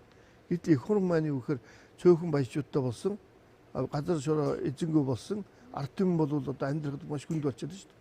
Монгол хүний эсрэг хөл үйлчээд байгаа учраас Монгол улсад бол бас энэ Кинотын зөв тогтолцоо бүрдүүлээд эдийн засгийн хүчин чадал нь сайжраад ирэх юм бол монголчууд эх хурлаа хайж явахгүй шүү дээ. Саяны киноны жишээн дээр би харж байна. Дайныг энэ сая асуудлыг тэр хоёр хүн эхлүүлэхэд төвтэй оролцсон. Хурцтай дайн болоод ирэхээр гараа явцсан. Эхнэр нь бол эмэгтэй хүмүүртлээ эх хурлаа хайртай учраас эргэж ирээ тэмцээд байна. Юхэр нь хуваа бодоод энэ цуугаад байна. Тэр тийм дайн эхлүүлсэн бол тэр хүүхдүүдэд гаргаж болно, эхнэрээ гаргаж болно. Нөхөр нь бол тэр зорилгоо төлөө эх орныхаа төлөө тэмцэж байгаа бол тэмцэх ёстой байхгүй. Тийм үстэй. Ерөнхийдөө рагта бол тий эх орноо бол өөр ээжийн үргээсээ илүү үзэж байгаа бол нэг бодоход бас гайхамшигтай зоригтой юм шиг. Би яг бодоо сууж ялаа над шиг 3 хүүхэдтэй. Би 3 хүүтэй байхгүй юу? Би тэгж чадах байсан болов уу гэж өөр дээрээ бодож илээ. Энд их одон асуудал хөндөж байгаа. Айгүй нарийн асуудлууд. Одоо манай Монгол тийм үс хүмүүс олноор нэг асуулт хийхээр жагсдгүй, цугулдгүй. Ерөөсө хуваа бодоод явчихдаг. За энэ асуудал бүтчих юм гэн дуугаа ингэж явдаг. Энэ бэртгчин юм гэж бас тэнд харуулдаг байгаа байхгүй. Нэр өвнө хэлэхэд бол би чүүдээ бас холчхор зан ингээ гаргаадах шиг байна. Ингэж хэлэх гээд шүү дээ Монгол өвгөлж бод. Тэгэхээр таны сая яриад байгаа зүйл чинь ерөөсөө одоо нөгөө манай уран цааш тэргүүний хэлээд байгаа тогтвортой хөгжлийн бодлого гэдэг зүйлийг бид нар өнөөдөр маш одоо жинхэнэ утгаар хийхгүй юм бол ерөөсөө мянганы хөгжлийн зорилт гэж мянган өвлгөр боллоо гэдэг шиг л болчих гэдэг шүү дээ тийм ээ. Тэгэхээр нэгдсэн үндэсний байгууллага нэгэнтэл дэлхийд дахныг тогтворжилтын эрен үе рүү орох шаардлагатай гэдгийг тунхагласан л бол өнөөдөр бид нар хүссэн хүсээгүй дэлхийн одоо хүлээн зөвшөөрсөн улс орнууд бүгдээрээ л энэ чиглэл рүү явах хэрэгтэй. Хэрвээ энийг одоо бид нар найдвартай тий хийж чадахгүй юм бол тэгэхээр бид нар эргээл энэ дөрвөстийн асуудал гэдэг бол хол биш ойрхон байна л гэсэн санааг та хэлэх гээд ингэж ойлголоо зөв үү? Даяарчлалаас хамгаалдаг ганц зэвсэг бол ерөөсөө одоо эдийн засгийн тогтвортой хөгжил сум баг хороо маш хүчрхэг байх хэрэгтэй байхгүй. Тэнд бол гадны нэг иргэн ороод гიშх газаргүй тийм хөгжиж ижил одоо нөгөө тусгаар тогтнол аюулгүй байдалж хангагддаг байхгүй. За баярлалаа. Тэгэхээр эхний сошиал суугч үзэж байгаа үзэгчдийн хэд хэдэн асуултууд орж ирж байгаа шүү. Найруулагчаа эхнээс нь би уншиж арай амжсангүй сая. За эхлээд энэ юуг авъя. Батэрдэн наран чимэг гэж таны асуултыг санал хүсэлтийг бид нар авж маш их баярлалаа. Энэ дугаарыг дахин гаргах хэрэгтэй байх миний бодлоор энэ дэлхийд тулгарч байгаа зүйлийн маш бага хэсэг юм гинэ. Оронд өөр өөрийн хувилбараар л байж л байгаа гэсэн тийм ээ. Ер нь энэ киног дахиж үзүүлэх хэрэгтэй сургамжтай юм а гэсэн санааг хэлсэн байна. Баярлалаа танд. Манай нэвтрүүлэг одоо лагув гарагийн 22 цаг 15 минутаас Монголын үндэсний олон нийтийн телевизийн 2 дугаар сувгаар гардаг байгаа. Ингээд энэ үед бас үзэгчид амжаагүй бол дахиж үзэх боломжтой шүү. За намжилт орч цэдэн бал гэд танд бас их баярлалаа. Ингээд манай нэвтрүүлэг та манай улс дөрвөгсдийн эрхийн олон улсын конвенцэд нэгдэж ороогүй гэдэг. Гэвч монголчууд дөрвөгч байдлаар Европ болон бусад гадны улс руу олноороо гарсан байдаг. Гаднаас орж ирээгүй гэх боловч дотроосоо дөрвөгч гаргасан тохиолдлууд байдаг. Үүнийг яаж ойлгож зохицуулах ёстой вэ гэд яг л сая бидний бас оролцогч нарын тий гэсэн байна. Тэгэхээр энэ болохоор зэрэг дотроос дөрвөгч гарсан тохиолдол гэж байна. Тэгэхээр одоо яг бас нэг цагаач дөрвөгс гэдэг нэр томьёоны хувьд бас ингэж бид нар сая бас нэлээд ойлгомжтой хэлж өгсөн. Тэгэхээр Монголоос явж байгаа тэр улсуудыг дөрвөгч хийх үү цаг хийх үү гэд энэ саяын намжилт орж энэ асуултанд оролцож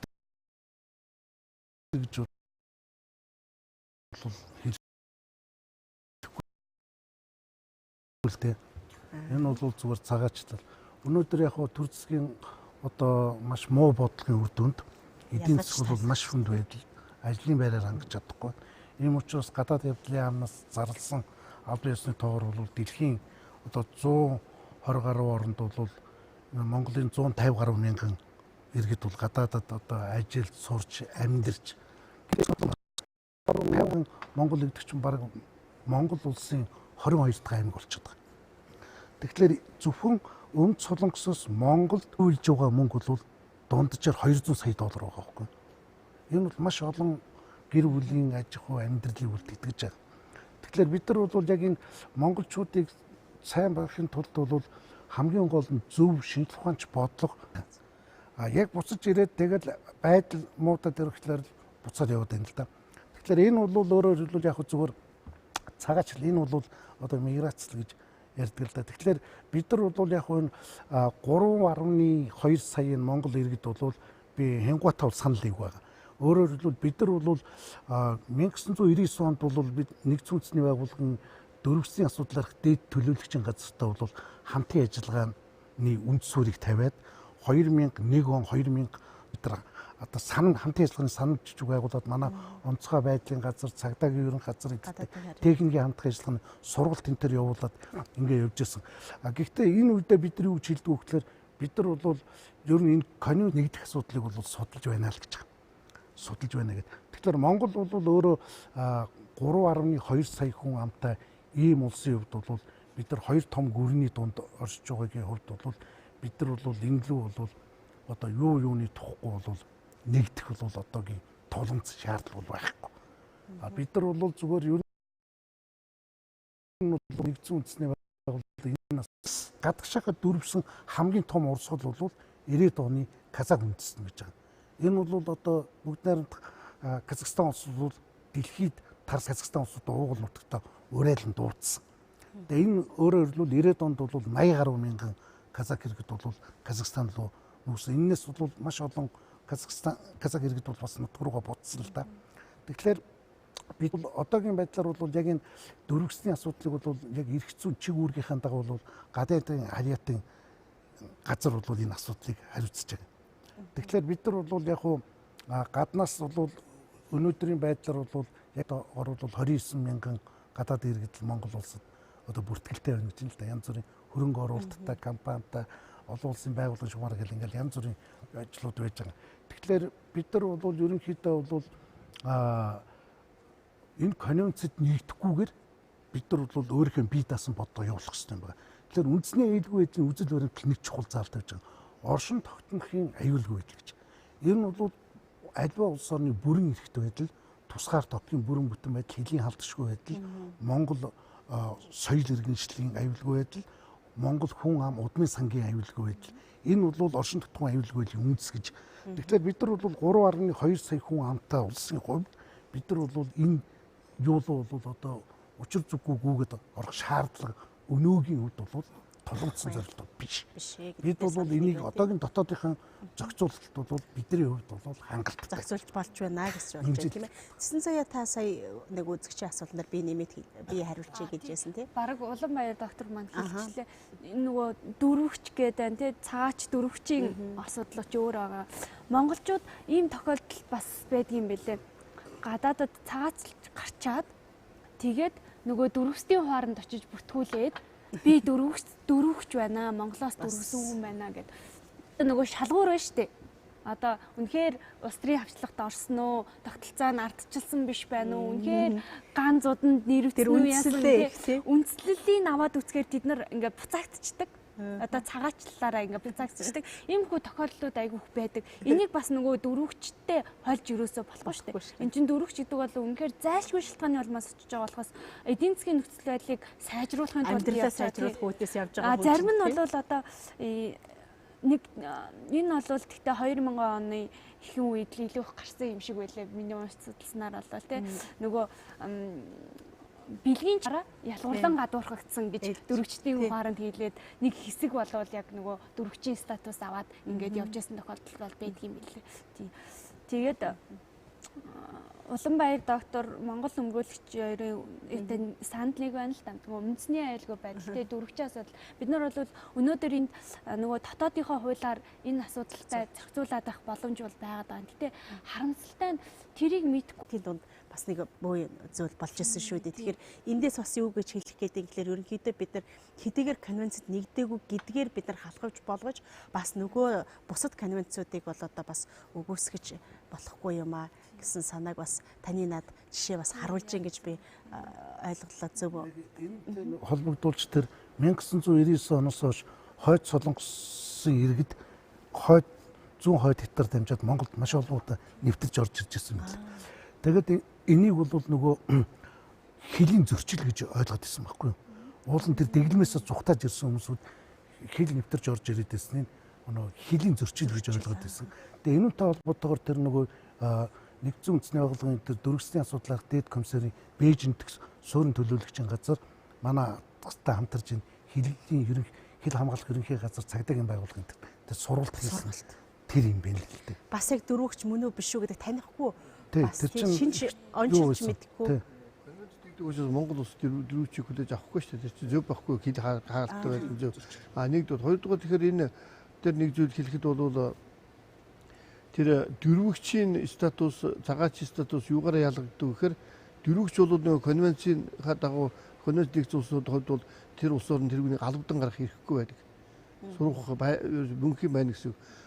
Цагаачийг бол хязгаарч албадан гаргах боломжтой. Тэгэхээр одоо би энэтэй холбогдоод нийлүүл хэлэхэд бол 30 мянган цагаач байна гэж Монголд эрэгтэй хүйсийн голд 30 мянган хүн байгаа шүү дээ Монголд. Яриг дэгслүүд яж магадгүй. Надад тоо баримт нь алга. Тэгэхээр одоо 150 мянган монгол хүн гадагшаа гараад оронд нь 30 мянган хүн орж ирсэн гэж болж байгаа байхгүй. Тэгэхээр энэ чинь тэр орон зайг нөхөж байна. Хамгийн аюултай юм гэхээр энэ цагаачтай Монголд бол цагаачтай асуудал их юу одоо маш олон гэр бүл салж маш олон хүүхэд өнчирч шүү дээ. Одоо энд бол би өмгөөлөгч хүн мэдэж байна. Ерөөсөө Монголд бол нөгөө гэр бүлийг улс аль биесээр бүртгэдэг байсан системийг нь болиулээд одоо бүртгүүл болно. Тэгэхдээ хамтран амьдрал гэдэг статус гаргаж ирээд маш олон хүүхэд өнчирч байна. Маш олон гэр бүл одоо салж байна. Тэгэхээр энэ нөгөө энэ төрөөс явуулж байгаа бодлого их зөв байх хэрэгтэй байхгүй Монгол хүний төлөө. Монголчуудын цалинг яагаад ийм бага түвшинд байлгаж байна? Тийм ээ? Яагаад? Тийм. Яагаад гэвэл нэгдүгээр энэ тогтолцооны гажуудал, хоёрдугаар тэгэхээр ерөөсөө энэ эрх баригчид Монголоо гэсэн бодлого байхгүй. Эх орноо худалддаг одоо улс төрлөө ороод ирэхэд бол оюу толгой харж байна уу? Тэгэхээр энэ Арабын орн шиг баянаас илүү баян амьдрах ёстой Монгол зөөгөн одоо Монгол одоо 3 хүний нэг нь ч юм уу хоёр нь ядуу болчиход байна шүү дээ. Энэ чинь маш үнэсний адил тусгай тогтмолд хортой юм зүйл ахгүй. Энэ юм чинь эргээд нөгөө цагаач дөрвчийн асуудалтай нөлөөлөд үндэсний нөгөө аюулгүй тусгай тогтмол асуудалтай. Одоо бол гадаад иргэдээ суусан монголчууд одоо огтуд маш олон байна шүү дээ. 3 хүүхэд дагуулсан хятад нөхөртэй өмгөөлөд өгөөж ирж байна. 3 хүүхэд дагуулсан солонгос нөхөртэй өмгөөлөд ирж гээд ирж байна. Тэдний хувьд ямар асуудал гарах вэ? Үгүй энэ бол бий байна шүү дээ. Тэр хувь хүний буруу биш. Гэхдээ Монголд бол энэ хүн амыг бүртгэлж үлдэг. Тийм ээ? Хяналт тавьдаг. За эн чинь ягаад ингэж асуудал гарч ирэхээр ягаад Монгол хүүхнүүд гадны хүнтэй суугаад байна гэхээр нөгөө Монгол залуучууд ихэнх нь гадаадад ажиллаад явцсан. Зарим нь нөхөртэй хүүхнүүд.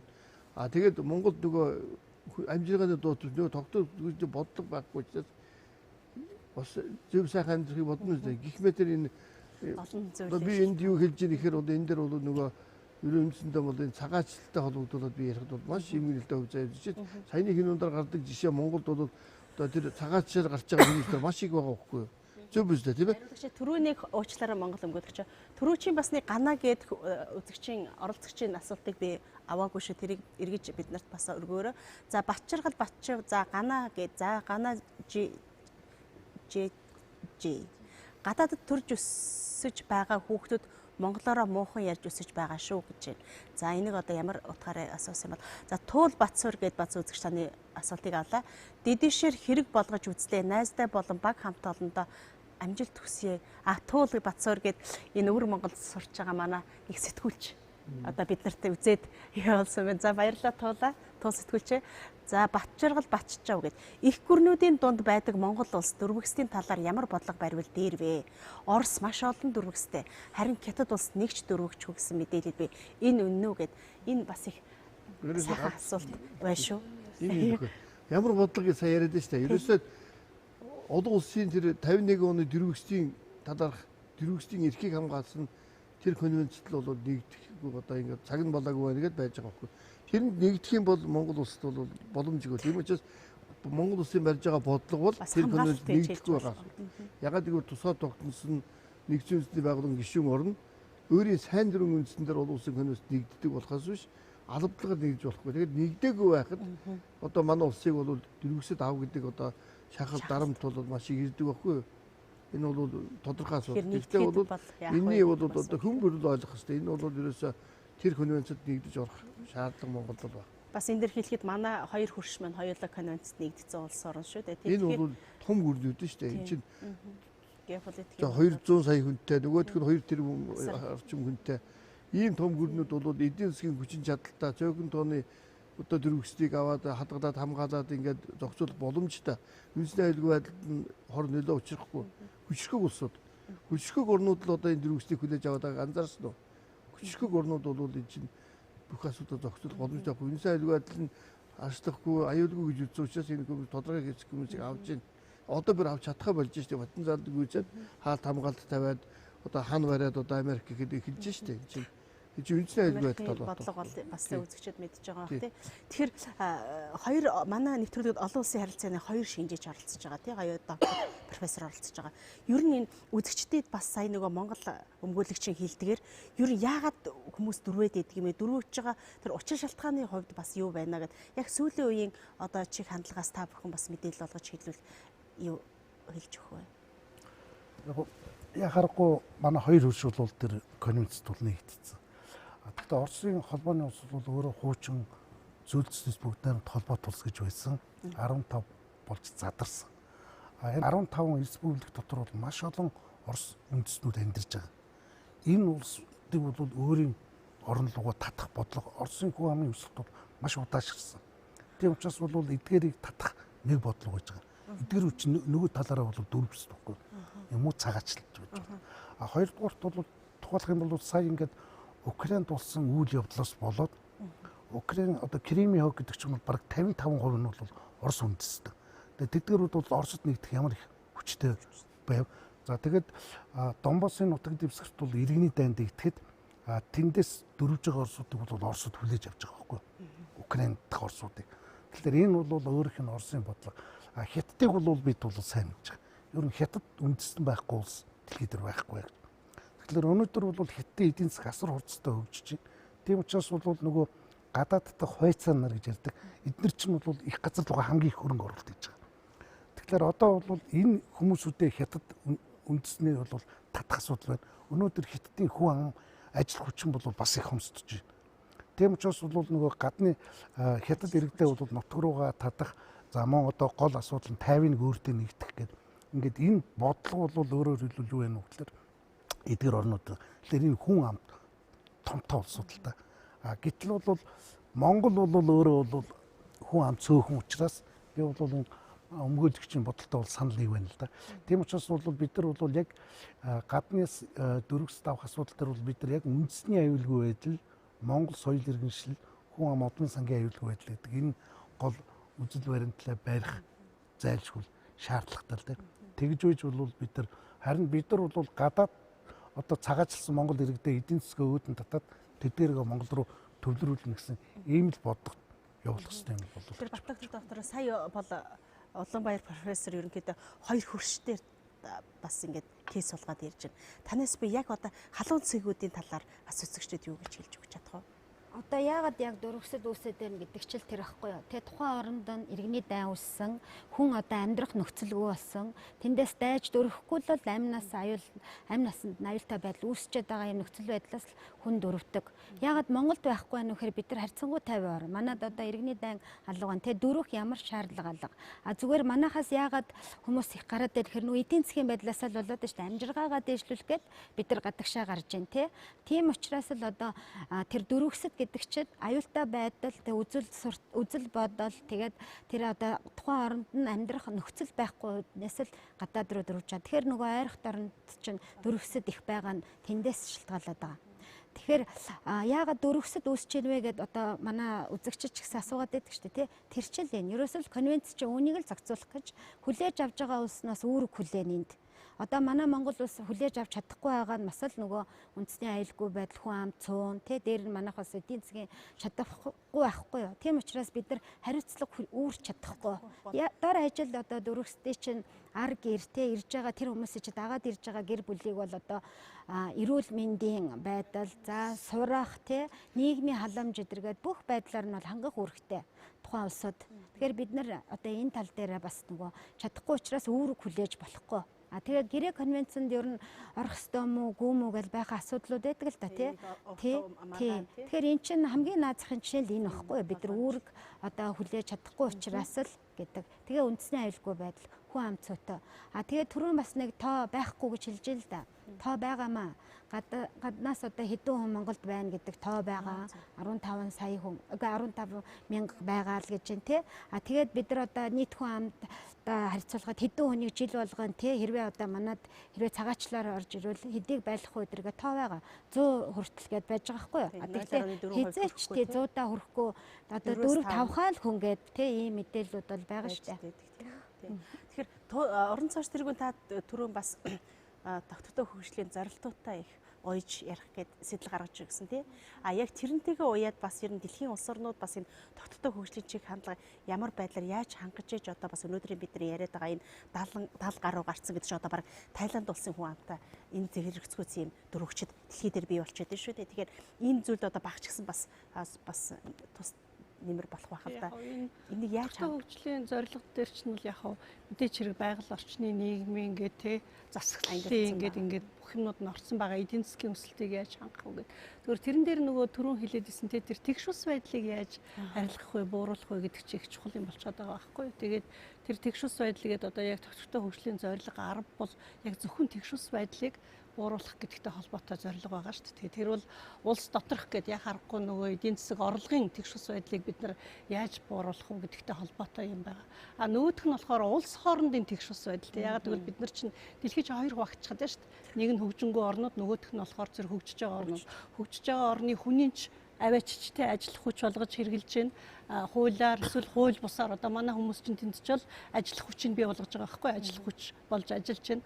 Үгүй бол байгалийнхын баялагийг одоо авч явж ш. Тэгээд хөрөнгө оруулж ийн гэдэг нэртэй хөрөнгө оруулж байгаа нь болохоор зэрэг манай одоо нэг хэдхэн одоо элитүүдийг яадгийн нэг худалдаж авдаг ч юм уу яадаг чинь тийм байдлаар маш одоо тийм юуг шудраг биш те маш одоо тийм бүр харваас одоо яаж тийм гэрээ хийж болж ийна гэсэн тийм гэрээ хийчихэл одоо жишээлбэл тий оюутлогын гэрээг л ярьдаг шүү дээ бид нар тий 48 он 50 он хүртэл ч юм уу одоо баг ямар ч одоо нөгөө ногдол ашигч хуваагдахгүй юу хуваарлагдахгүй юм байна ямар ч ашиг гарахгүй юм байна их мэтчлэн тэгэд ийм байдал чинь өөрөө нөгөө нэг энэ эдийн засаг санхүүгийн нөгөө үндэстэн дамсан корпорациуд чинь ерөнхийдөө энэ дэлхийн бодлогыг аваа явчихж байгаа байхгүй тий. Тийм болоод ирэхэр чинь зэрэг энэ нөгөө одоо хөгжиж байгаа орнууд чинь бол хизээч тэр орны хөгжингүй байгаа орны хэмжээнд очиж хүрэх тийм нөхцөл бол бүрдэхгүй байгаа байхгүй. ерөөсө бүрдэхгүй. Тэгэхээр зэрэг тэрнийг юутай холбож яах вэ гэхээр зэрэг энэ олон улсын хэмжээнд байгаа эдийн засаг санхүүгийн талаар одоо гол шийдвэрийг гаргадаг одоо тэр нийгэмлэгүүдэд одоо олон улсын байгууллагуудад бол хөгжиж байгаа орнуудын дуу хоолойг тэнцүү бий болгоё. Аль болохоор тэдний дуу хоолойг одоо нөлөөлөхөц хэмжээнд оруулъя энэ гэсэн тийм зорилтуудыг тавьж эхэлж байгаа байхгүй тий. Тэгжээж л үндэ яг нөгөө энэ одоогийн яг яваад байгаа хөгжлийн арга зам тий энэ хөгжлийн бодлого энэ хөгжил хэрэгжиж байгаа энэ нэмийг ч өөрчлөхгүй л бол энэ дэлхий бол угаасаа одоо тогтвортой хөгжиж цаашид одоо энэ хүн төрлөختөн дараачийн одоо 100-д тий дараачийн үед ер нь амьдрах нь үгүй юу гэдэг дээрээ тулж хаад байна гэсэн тийм одоо харанг гол дэлтчихэд байна гэсэн үүднээс л ингэж яаж хөгжлийн зорилго төрийн бас байгууллагуудыг төвлөрж орж байгаа шинжээчээр орж байгаа тий ажилтдаг шиг санагдах юм. Ер нь дотооддоо бидний тэгш бас байдлыг арилгах бол ер нь бууруулах юм боломж харагдаж байгаа юу ер нь. Яг манайх ер нь бол зүгээр энэ дээр хэлэхэд бол тогтвортой хөгжлийн үзэл баримтлал гээд 2030 он гээд ингээ үзэл баримтлал гаргацсан байгаа. Тэгээд тэрэн дээр бол үнэхээр нөгөө нэг одоо хүн амынхаа 80% нь дундаж одоо төвшний одоо юутай амьдралтай болгоно. Ер нь одоо нөгөө ядуурлыг бүр байхгүй тэглэн энэ төр гэдэг ингээд ийм мундаг зорилт тавьсан. Гэтэл яг яаж тэрэнд хүрэх юм бэ гэдэг нь бол ерөөсөө тодорхой биш юм байгаа. Тэгээд тогтвортой хөгжлийн зорилготой Монголын одоо тогтвортой хөгжлийн үзэл баримтлалыг харьцуулаад үзэх юм бол ерөөсөө 45% нь бол орсон байгаа. За тэгээд тогтвортой хөгжлийн зорилгоодыг одоо 2015, 20, 25, 30 он хүртэл гээд ингээд 30 онд хүрэх одоо төвшнгөө ч гэсэн манайх бол ерөнхийдөө тодорхойлоогүй байгаа. Өөрийнхөө одоо үндэсний шалгуур үзүүлэлтүүдээ ч гэсэн одоо гүйцэд бас гаргаж чадаагүй байгаа. Гэх мэтчлэнгээр тогтвортой хөгжлийн зорилтууд 15 он, 16 оноос ингээд эхэлж хэрэгжсэн ингээд баг ингээд 4-5 жил болчихж байхад бол манайх бол ерөнхийдөө эхлээчгүй явж байгаа байхгүй юу. Тэгээ бодлого одоо үндэсний хөгжлийн бодлогот тэгээ салбарын хөгжлийн бодлогуудад бол тэр нь бол бүрэн тусгалаа болж чадаагүй. Орон нутагт бол энэ тухай ерөөсөө мэдэх юм байхгүй, тийм мэдээлэл байхгүй. Ийм л байдалтай бид нар одоо ингээд 4 жил явчихж байгаа байхгүй тий. Тэгэхээр зэрэг бид нар бол энэ дээр бол их хариуцлагатай хандаж уг нь бол энэ доктортой хөгжлийн зорилго гэдгийг үнэхээр нөгөө нутагшуулж, үнэхээр энийг нөгөө нэг салбар болгоныхаа бодлогот оруулж, тэгээд яг үе шаттайгаар бүр тогтвортой одоо яг 5 жилийн дараа ийм төвшөнд хүрнэ, 10 жилийн дараа ийм төвшөнд хүрнэ, 30 он гэхэд манайх нэг ийм болчихсон байна шүү гэсэн ийм нөгөө нэг одоо юутайгаар бодлоготойгоор төлөвлөгөөтэйгээр тэгжил хэрэгжүүлэх хэрэгтэй байгаа юм л да. Тэгэхээр одоо энэ жил Монгол Улсын засгийн газар үндэсний сайн дурын илтгэлээ тавьж байгаа. Тэгээ энэ илтгэлийг хийж авах хугацаанд бол манай улс ямар шүү хэмжээнд байгаа вэ гэдгийг бол нэлээд сайн ойлгоцсон байгаа бах гэж найдаж байна. Тийм болохоор зэрэг дараачийн засгийн газрууд нь бол энэ рүү бас нэлээд хариуцлагатай хандаж 5 жилээрээ ядахта төлөвлөгөөгөө гаргаж хүрэх төвшнгөө тодорхойлж тэгээ юугаар хэмжих үү гэсэн тэр хэмжигдэхүүн шалгуур үзүүлэлтүүдэд тодорхойлж тэгээд одоо ингээд нэг тодорхойтой ажиллах шаардлагатай л байгаа. Манайх бол үнэхээр одоо их зовлонтой л байгаа. Яг одоо зөвхөн уул уурхаагаас хараатай эдийн засагтай болчихсон. Тэгээ энэ уул уурхаа чинь баяжуулах үйлдвэр ихээр зэрэг маш их хэмжээний усыг хэрэглэхээр байгаа. Өмнө одоо говийн бүсд байгаа газрын одоо гүний ус бол ерөөсөө дутагдсан байгаа. Одоо болохоор зэрэг орхон гол тий юунаас одоо ус татна, урагшин татна гэсэн тийм том төсөл хэрэгжүүлнэ гэдэг ингээд яриад сууж байгаа тий. Тэгэхээр зэрэг ер нь бол манад бол яг тогтвортой хөгжлийн бодлого бол харагдахгүй. Тэгээд нөгөө сэргээгт хэрчим хүчний одоо бодлого ч гэсэн бас үнэндээ сайн хэрэгжиж чадахгүй. Дулааны одоо цахилгаан станцаа хэрэгжүүлэх хэвэндээ тэгээд нөгөө ажлын байраа бий болгохгүй, хөдөөд хөгжлөө бий болгохгүй, ажлын байраа бий болгохгүй, Улаанбаатартаа ингээ утаандаа ингээд орон нутгийн хөгжлийн бодлого гэдэг бол одоо тэр бараг социализм, коммунизм гэдэг үгтийг алга болчихсон байна тий. Тэг яна уучлаарай энэ олон хүмүүсүүд асуулт ирээд байдаг. За одоо энийг төгсгөлөө юу аах вэ? За Хэро Баатар гэж үзэгч бид нартай холбогдлоо. Баярлалаа танд. Монголд байгаа цагаачийн 60-70% хятадаар тулсан иргэд байгаа гэдэг. Тэдгээр хүмүүс долоон буудал хаваар маш олон жил үе удмаараа суурсан хятад иргэд байдаг. Цагаач дотор нэг улсын иргэн олон байх нь аюултай юу? Энэ бол мэдээж хэрэг бол аюултай. Ягаад би хэлж байгаа нөхөр ерөөсөө Монгол улс бол энэ одоо шилжид хөдөлгөөн бүртгэл мэдээллийн систем нь байхгүй байхгүй. Тэгэхээр одоо албан ёсны товарамжид итгэх боломжгүй. Одоо жишээлбэл албан ёсны 3 сая хүнээ тоолж чадахгүй байгаа шүү дээ. Одоо яг хэдэн хүн мэддэггүй. Тэгэхээр малыг бол нэгт тоолдог тийм ээ. Тэгэхээр манайд бол энэ хаяг жилтийн систем байхгүй, гадаадаас орж ирж байгаа иргэдийг нэг бүслэн бүртгэхэд тэгээд нэг бүслэн одоо хэн нуруу хэн нүлдүү гэдгийг бол тооцоолоод энийг одоо үлдсэн хүмүүс ингээд гаргадаг юм систем бол байхгүй. Тэр нь би нэг хэлсэн шүү дээ. Манай монголчууд гадаад явж үзээгүй хүн байхгүй. Буудалд очлоо бишгээр тэнд паспортын хураалаа бүртгэхдээ цагдаад тэнд давхар бүртгэлд орж байгаа байхгүй. Тэр хүн явахгүй болохоор нөгөө статистик оруулаад тэгээд тэр гаргах ажиллагаа хийдэг. Тэгэхээр манайд бол энэ зүгээр заавал системийн гажуудал нь үү эсвэл зүгээр бас бодлогын хувьд ийм судалгаа нарийн явахгүй болов уу? Энэ системийг хийхийг хүсэхгүй байна. Тэгэхээр энийг яг төрийн тогтолцооны одоо энэ том гажуудал явж байгаа. Энийг бол хяналтын системтэй болгож хоёр парламенттай болохгүй бол Монгол бол өөдлөхгүй болцсон. Маш аюултай. Одоо энэ бол нөгөө хоёр парламент гэдэг санааг үгээрс инээд биш болчиход байгаа байхгүй. Манан гэдэг бүлэглэл бол за одоо энэ бүлэглэл яг манай дэлхийн түүхүүд ээлжилд орсон хүн болгоно буцаад арга зам ямар шийдэл ямар алсын хараагтай дэвшүүлэх үгээр л ус төрлөө ордог л доо. Ягаад гэвэл мэдээж л ус төртөө ингэж л бүх юмыг холбож ярьдаг. Тэгэхээр би бас таны бүлийн зөвшөөрч байна. Амьдрал ярих юм бол ус төр байдаг. Одоо ус төрийн тухай нэг тодорхой хэлдэг шүү дээ. Сумын ус төр, багийн ус төр, аймгийн ус төр гэж байдаг байхгүй бүгд. Хүн бүр гудамжны ус төр гэж байна. Би Герман найз руугаа бичээд ус төрийн асуудал орж ийн ингэж шивждэг гэсэн чинь би гудамжныхаа ус төрийг хийгээд гудамжаа ингэж тогтжуулаад сайхан болгоод. Тэр ус төр гэдэг чинь шүү дээ. Иргэн төр хоёрын харилцааны асуудал учраас энэ чинь нөгөө ус төрч гэхээр нэг хэдэн тусгай хүмүүс байдаг. Бусд нь бол ус төрд орж болохгүй, ус төр ярьж болохгүй гэж энэ чинь бүр сэтгэлгээний хоцрогдол байхгүй юу. Энэ асуултанд тэгээд гүйцээгээд хариулах юм бол энэ бол манайх шиг орны хувьд бол энэ бодлогын төвшөнд энэ асуудлыг бол бас зохицуулах ёстой л гэж хэлмээр. За бас нэг орж ирэх гэж байна. Ер нь бас энэ дэр нэг зүйлийг би асуухгүй өнгөрч болохгүй нууцлаар одоо бас зарим оролцогчид явах боломж байна уу гэж асуугаад байгаа шүү дээ. Ер нь бол яг өнөөдрийн та бүхэндээ би бас энэ хэлэлцүүлгийг чиглүүлэгчээр ажилласан одоо сэтгүүлч хүний хувьд бас их талархлаа хүндэтгэлтэйгээр илэрхийлмээр байна. Өнөөдрийн энэ сэдвийг одоо бид нар бас бэлтгэж 2-7 хонсон. Энэ хугацаанд төрийн байгууллагууд руу хандсан бүх одоо төрийн байгууллагууд бол бүгдээрээ оролцох боломжгүй гэдэг хариултыг өгсөн. Яагаад тэгэхээр бид нарыг ингээд дөрвөсгийн талаар асуудал ярин гэхэлэр зэрэг нөгөө л конвенцэд нэгдэх тухай одоо энд шүүн хилцэх гэж бодсон уу? Эсвэл одоо урд хождын сая манай одоо профессор хэлсэн түүхэн зөвлөдөө тэр өөр монголчуудын асуудал, ардсан солонгосуудын асуудал, дээрээс нь одоо энэ турк багш нарын тухай асуудал гээд энэ яривхтын эмзэг асуудлууд орж ин гэж бодсон уу? Ерөөсөө нэгдсэн үндэсний байгууллагын одоо дөрвөсгийн асуудал эрхэлсэн ажилтнтай бас холбогдсон бэ. Тэр ажилтнтай холбогдоод одоо Бангкок дэх төлөвлөлийн газар гэж байгаа шүү дээ тий.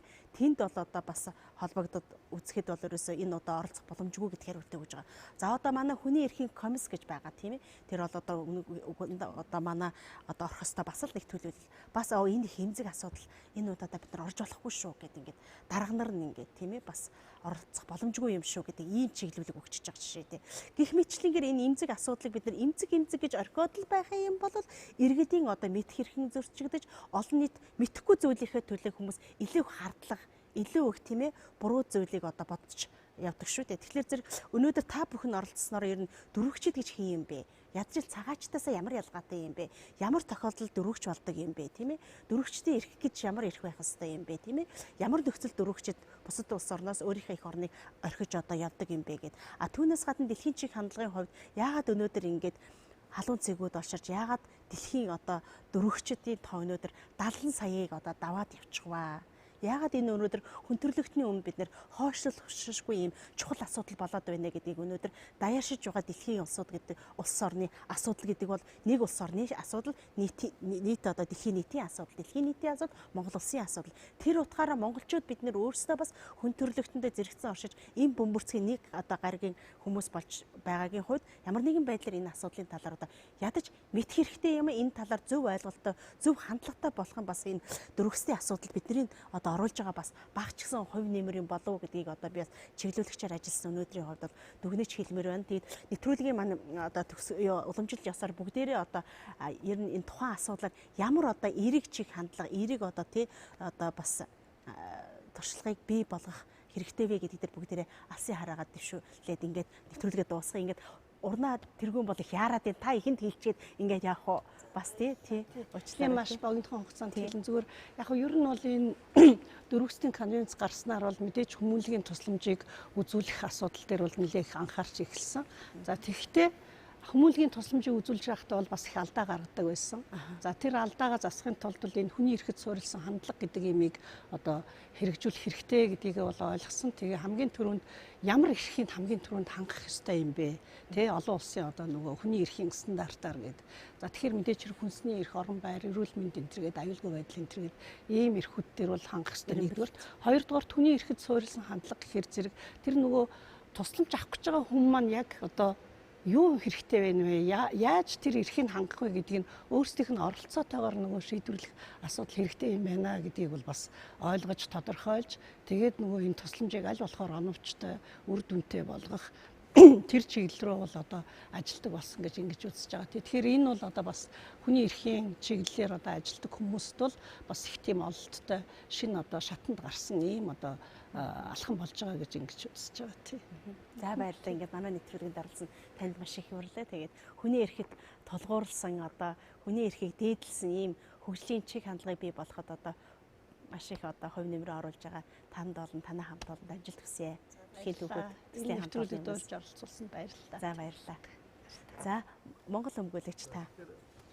Одоо манай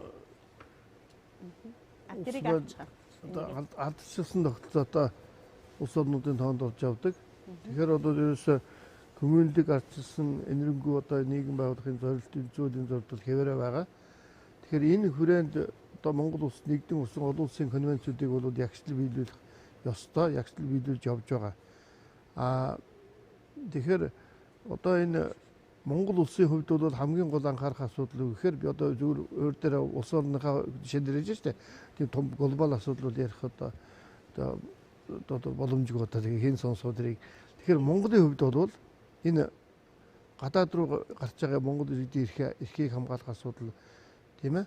Гадаадаас ирж байгаа гадаад иргэдийн одоо эрх зүйн байдлыг бол одоо хангах асуудал тэрийг яг тогтсон тоо хэмжээнд зохистойгоор харьцангуйгаар бүх улс орны иргэдийн төлөөллийг тодорхой хэмжээгээр оруулах гэсэн чинь нэг улсын иргэдийг одоо 80% 90% ингэж төвлөрүүлж одоо болохгүй. Тийм ээ. Тэгэхээр энэ дээр их зөв бодлого гаргаж явах хэрэгтэй. Түүнээс биш одоо гадны иргэд ирж очих одоо зарим хүмүүс улс төрийн оргнол авах цагаачлаг бол Монголд бол ямар нэгэн үеэр хориогүй чөлөөтэй байгаа. Гэхдээ энэ дээр бол хамгийн гол нь бол одоо Монгол улсын одоо энэ төрийн тогтолцоог бол их зөв болох асуудал бол Монгол улсын тогтвортой хөгжил одоо энэ бол маш чухал нөлөөтэй асуудал болж байгаа. Хамгийн 30 жилийн дотор манай Монгол улс бол чимэд гоож хэлсэн ерөөсөө саажсан саатай хүн шиг болцсон гэж ярьдаг шүү дээ манай төр. Тэгэхээр саажсан тэр тарих тулгаанд нь одоо Бацаандын хэлсэн шүү дээ. Энд чинь Монголоо гэсэн хүмүүс энэ даалгаа гэж бас хэлсэн. Тэгэхээр Монголын төлөө гэсэн хүмүүсийг байлгахаас гадна зөв тогтолцоотой тэр Монголын төлөө гэж байгаа хүмүүсийг гаргаад тэднийсээ хяндаг. Зөв юм хийвэл дэмждэг, буруу юм хийвэл одоо ажлаас өөрчилдөг. Ийм хяналтын тогтолцоо бий болохгүй бол нэг тангимтай парламенттай төр улсууд бүгд дампуураад дарангуул тогтсон гашуун түүх байна шүү дээ. Энийг олон ярьдаг. Түүхийн энэ гашуун үеийг Монгол улс давтаж байгаа учраас энээс одоо гарах арга замыг одоо энэ ялангуяа одоо төрийн эрх барьж байгаа энэ төрийн одоо байгууллага албан тушаалтууд энэ төрийн тэргүүнүүд бол энийг бодолцох ёстой маа. Сая бол хэллээ шүү дээ нэвтрүүлэг ирэхээс зайлсхийж нэг өлөвгөр доорой ийм нэг хэдэн төрлийн цалин авчаад ингэж хуй бодсон бэртгчин хүмүүсээр дүүрсэн байна шийдэх гэж. Энэ бодлогыг тодорхойлж өгөх ёстой хүмүүс энд суугаад тодорхойлоод ярьж байгаад бид сонсоод дэмжиж явах ёстой байхгүй юу? Тэгэхээр энэ дээр бол одоо таны хэлдэг тэр үрээд ирэхгүй байгаа тэр хүмүүс дээр бол би харамсаж байна. Би ер нь бол яг дэлхийн түүхүүд нэвтрүүлэг бас нэг өөрийн эрхэм зорилготой байдаг. Энэ дотор бол ерөнхийдөө нэг тийм өнөөгийн улс төр барьж байгаа засгийн газрын гишүүд бол улсын их хурлын гишүүдийг урьж оролцуулдаггүй. Яагаад гэвэл та бол сая бараг хэлчлээ тий. Тэгэхээр зэрэг ямар хүмүүсийг оролцуулдаг гэхээр ерөөсөө эрдэмтэн доктор, сэтгүүлч, шинжээчид тийм ээ ажиглагчид гэд ерөнхийдөө дандаа шинжлэх ухааны үндслэлтэйгээр аливаа асуудалд хандаж байгаа ийм одоо хүмүүсийг бол бид нар урьж оролцуулдаг ийм учиртай тий. Тэгээ хүний эрхийн үндэслэх комиссод бол орох хэрэгтэй. Тий. Уг нь хүний эрхийн комиссод манайхтай уг нь хамтарч ажиллаж байгаа. За батгах доктор. За одоо өнөөдөр Дэлхийн Түүхүүд гэдэг энэ проектор те энэ киног үзүүлсэн гэдэг чинь бас энэ яг үзэж байгаа улсууд ямар мэдээлэл авах ёстой вэ гэдэг нь бол харагдлаа те. Тэгэхээр дөрвөсөд гэдэг бол одоо дэлхийн өнцөг болгонд те ийм одоо тулгамдсан асуудлуудын нэг боллоо. Олон улсын харилцаанд үүнийг одоо зохицуулах оролдлогыг дэлхийн нийтээрээ хийж ийн гэдгийг харлаа.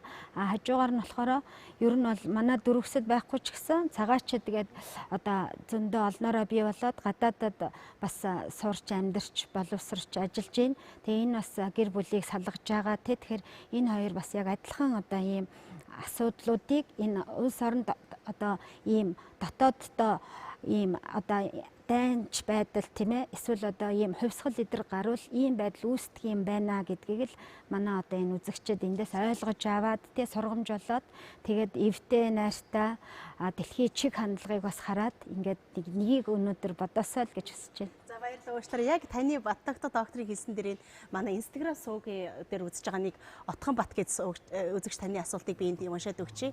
Энэ бол сургамжтай судлах анхаарах ёстой үнэн түүх гэж ингэж хэлсэн байна. Ингээд яг Баттагта докторийн хэлсэнтэй бол одоо бас энэ үзэгчийн хэлсэн хүсэл саналыг одоо бас үзэгчдэд дуулгачаа. За профессор Уланбаяр бол маш их яарад одоо дуусгараа л гэдэг зөө. Ийм юу яана гэж боддог үлдээ. За яг ер нь бол одоо зүгээр ганц мэдлэгүүд бол бид нар бол яг энэ цөөхөн хүн маамал Монгол иргэдээ бол одоо ажил хөдөлмөрөөр хангах явдал төр засгийн хамгийн гол бодлого. Тийм учраас одоо хамгийн муу бодлого явуулсны үр дүнгээр одоо бидний өнөөдрийн олон улсад одоо яригдж байгаа Венесуэл улс болж байгаа. 5 сая гаруй дөрвөсд бол ойр явах нь улс руу явчлаа шүү дээ. Тийм учраас төр засаг бол зөв бодлоготой байж ажлын байр орлогыг нэмэгдүүлж ижил бид нар бол энэ гарагшаага одоо энэ дөрвж байгаа энэ цагаачлалын урсгалыг бол зогсоох ийм одоо сайхан боломж. Гэхдээ манай дээр нэг энэ төр засаг дээр нэг юм сони юм яриад байдаг. Би одоо тэр бол маш их гайхдаг. Энэ бол одоо энэ гадаад орнуудтай визгүй хэлцээр байгуулах гэж их одоо хөөцөлдөг. Энэ бол ерөөсөө одоо цөөхөн амтай улс орны хувьд бол энэ өөрөө маш ноцтой. Визийн дэглэм гэдэг бол өөрөө энэ үндэсний аюулгүй байдал байхгүй. Тэгээ бид нар бол аль нэг улс оронтой визгүй дэглэмийн гэрээ хэлцээр байгуулах юм бол энэ чинь одоо ажиллаар байраар хангахгүй байгаа энэ нөхцөлд чинь баг тэр чигээр нүгөө явчих мэдэн шүү дээ. Тийм учраас бол бид нар одоо энэ асуудал дээр бол маш их анхаарах хэрэгтэй. Бид нар бол одоо визийн хөнгөлөлт үзүүлнэ үхээс биш визгүй дэглэмтэй одоо Америк, Солонгос ч гэдэг юм уу. Инх юм бол энд чинь бол хүн үлдэхгүй болж мэднэ. Тийм учраас энүүн дээрээ бол харин төр засаг бол маш одоо хатуу бодлого барих хэрэгтэй юм аа гэдгийг бол одоо анхаарах хэрэгтэй. Тэгээ өнөөдрийн үйл явц бол ер нь бол цагаачлал дөрвөсдөг бол бүгдээрээ бол нэг зүйл дээр л очиж байгаа юм л да. Энэ бол тухайн улс орондох асуудал байгаа учраас. Тийм учраас энэ дээр бол бид нарыг анхаарах хэрэгтэй гэж л ингэж л эцэст нь хэлмээр байна. За баярлалаа. Эцэстэн заяа. За профессорыг яарсан чи би бүр байж болоогүй энэ бас бүгдээрээ гараа явж болохгүй чи нэвтрүүлэг явж шүү дээ. Дэлхийн түүхүүд тэр хүн нөгөө нисгэж учраас би нислэгийн цаг нь болох гэж байгаа. Гадагшаа явах гэж байгаа хүн. Тий. За эцэстэн заяа. Дэлхийн түүхүүд нэвтрүүлгийг ер нь үзээд байхад ерхий гол нөгөө яригдж байгаа зүйл бол ерөөсө дандаа хүн төвтэй байгаад байдаг. Тий. Хүний асуудлыг гаргаж ирээдэг. Хүнийг ярьж байгаа бол хүний эрх нөгөө оршин байх тэр үнэт зүйл те тэр бол яалтчгүй ингээ холбогдож байгаа. Өнөөдрийн сэдвч гэсэн энэ бол зөвхөн дэлхийн одоо хаана амьдарч байгаа, ямар улсад амьдарч байгаа, үнэхээр тэр конвенцэд орсон байна уу, ороогүй байна уу, үл хамааран дөрвөстэй асуудал бол хүний л асуудал. Тэгэхээр хүн төрлөختөн бол энийг би энэ улсад байхгүй учраас ч юм уу эсвэл манай улс энэ конвенцэд нэгдээгүй учраас энэ надаас хол ч юм уу гэж ерөөсөө ингэж орхигдуулж болохгүй сэдвүүд энийг байхгүй юу. Тэгээд бид нар ч гэсэн үнэхээр орхигдуулаад хэрвээ бид нар нөгөө блок үсгээд ингээд хаалт үсгэсэн бол өнөөдөр бид нар дөрвчтэй асуудлыг яриа, цагаачлалыг ярихгүй, өнөөдөр бид нар Монголын улс төрийн нөхцөл байдалтай, доктортой хөгжлийн талаар, бодлогын талаар ярихгүй л байхгүй юу. Нөгөө үр дүн маань ерөөдөө л юм. Тэгэхээр бид нар нөгөө хүн байгаа бол хүний асуудлыг ерөөсөө орхигдуулж болохгүй. Хүний асуудлыг орхигдуулахгүй энийгээ чигээ барайл явах юм бол тэ нөгөө гарцсан шийдэл нь болол ингээд маш олон эдэмтэн докторийн одоо ярианаас ч гэсэн гарч ирж юм те. Бас үзэгчид маань ч гэсэн бас нэлээд их мэдээлэл авсан байхаа. Таныг бол явж явах уу? За. Тэгээ. Гадаа ийм удаан үргэлжлүүлж юу шүү. За уучлаарай. Бид нар бас ингэ бүгд явж болохгүй ингэ сууж нэвтрүүлгээ би нэг дуусгатахмаар байна. Асуултаа дуусаагүй дундын хүн ингээд дагаар надад нэвтрүүлэг хөтлж байгаа болоход аюу хэцүү дарамттай болж байгаа. Уган би яг нэг туркийн ата уучлаарай явж болно. Тэгчихдэггүй. Та микрофон аваад явчих. Би 3 үзэгч оролцогчтойгоо ядаж суугаад нэвтрүүлгээ төгс гэж одоо хүн хажуунаас ингэж тахаар чинь энэ бүр анх удаа л маа нэвтрүүлгээд юм болчихно. Харин тий хажуунаас тэгээд тэгээд ерөнхийдөө өмгөөлөгч олон улсын шинжээч Цэтэн Цаяа 3-ыг байсан дээр нэг юм асууя. Энэ нэвтрүүлгийг хийхэд миний бас нэлээд сорилттой тулгарчаас асуудал хүмүүсүүд бол маш их олон нийт үзэгчид иргэд маань хамгийн их асууж ирсэн юм бол тэр туурхын хүмүүсүүдийг нэг асуугаад өгөрөө гэж ингэж ярьж байсан. Туурх багш нар байгаа шүү дээ.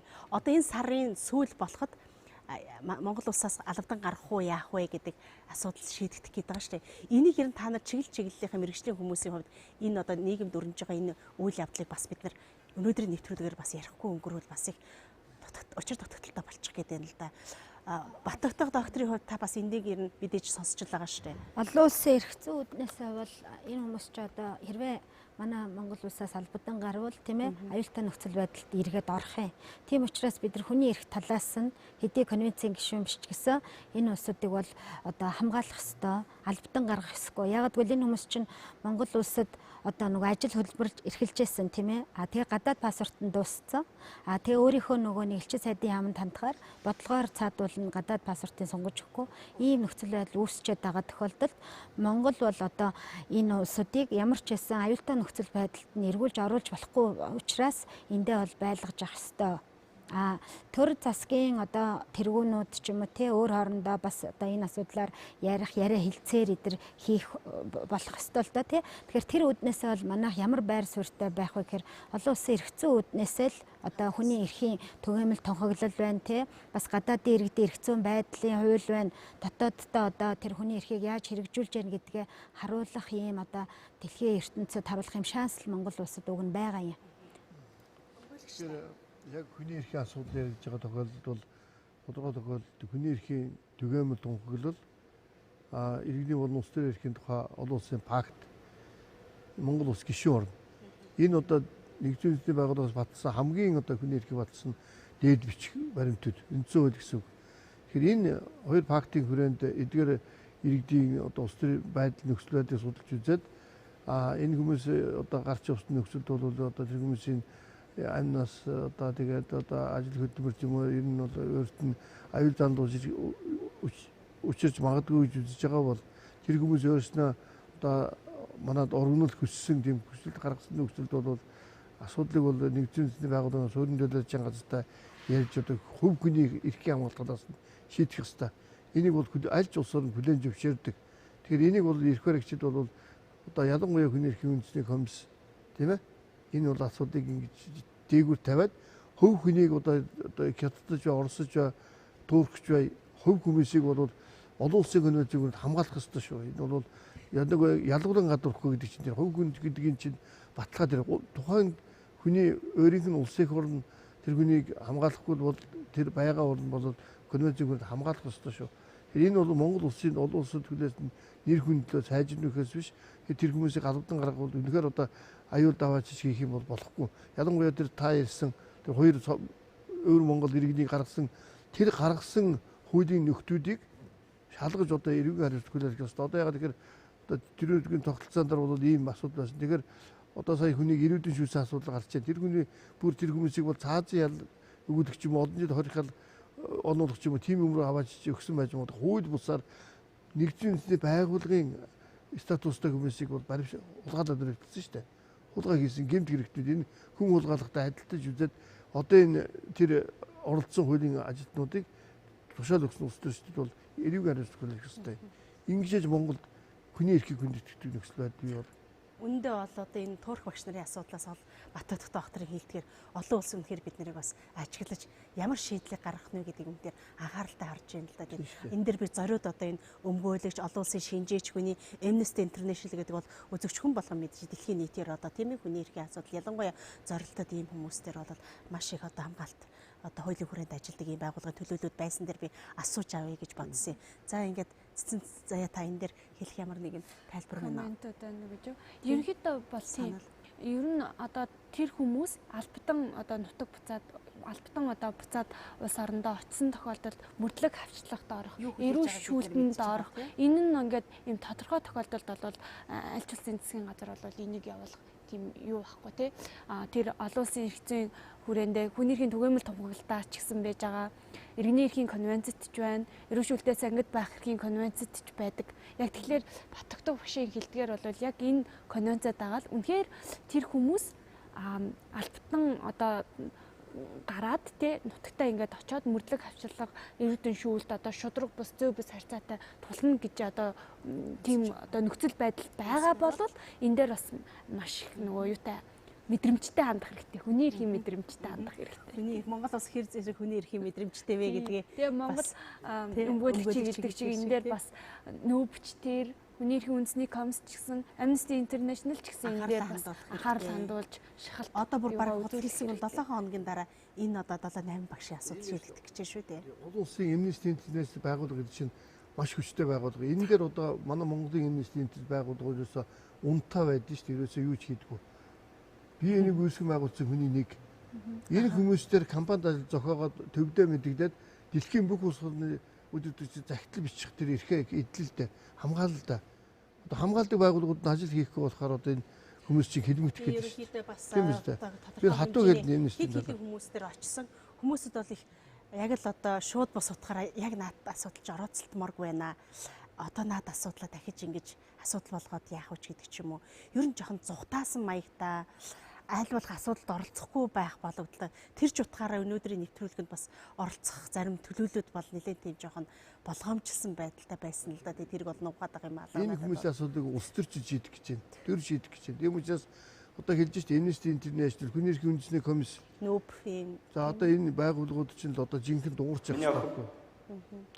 Маш чухал байхгүй. Энэ Amnesty International байгууллагыг анхаарах хэрэгтэй. Маш хүчтэй байгууллага бас санал хүсэлтийг танаас ирж байгаа байх тийм ээ. Харамсалтай ажил хийдэг. Рүүгээ бас явуулж байгаа.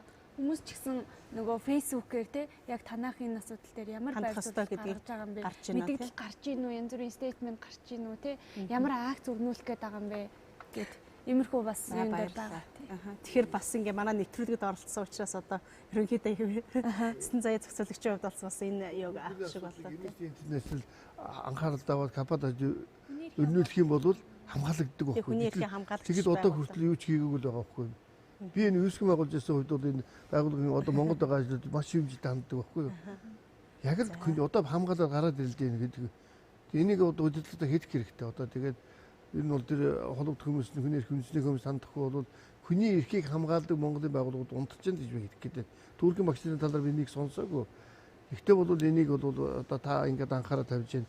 Хөв хүний эрхийг бол маш дээд зэрэг хамгаалах хэрэгтэй шүү. Сэтгүүлчдийн хувьд бол өдрийн сонины инрэл сэтгүүлч бол бас бараг анхалж гаргаж ирсэн байсан баг шүү. Айкон нэмэн бас гаргаж ирж байгаа. Тэгэд бас энэ сэтгүүлчдээс бол би оролцуулах гэдгийг бол их бодсонгүй. Яагаад гэвэл бас бусад одоо яг нэвтрүүлгийнхаа шугамар шинжээчдийн байр суурийг сонсъё гэсэн юм зорилтыг бас тавьсан юм а. Ингээд баярлалаа ингээд төгсгөлийг хүртэл төвчээртэй байж үзэгчдийг маань хөндлөж одоо энэ орой болсон хойно бас энэ чухал асуудлаар одоо маш чухал үед их сайхан одоо тийм ээ авч хэрэгжүүлж болохоор таны мэдхүйн талаасаа соён гэгэрүүлэх талаасаа мөн тэгээд алсын хараадаг бас дэвшүүлж өгсөн та бүхэндээ маш их баярлалаа. Ингээд та бүхний ажилд амжилт хүсье. Ингээд дэлхийн түүхүүд одоо төслийн уран бүтээлчдийн багаас онцгойлон та бүхэндээ хүндэтгэлтэйгээр одоо баярлалт талархсан илэрхийлээ.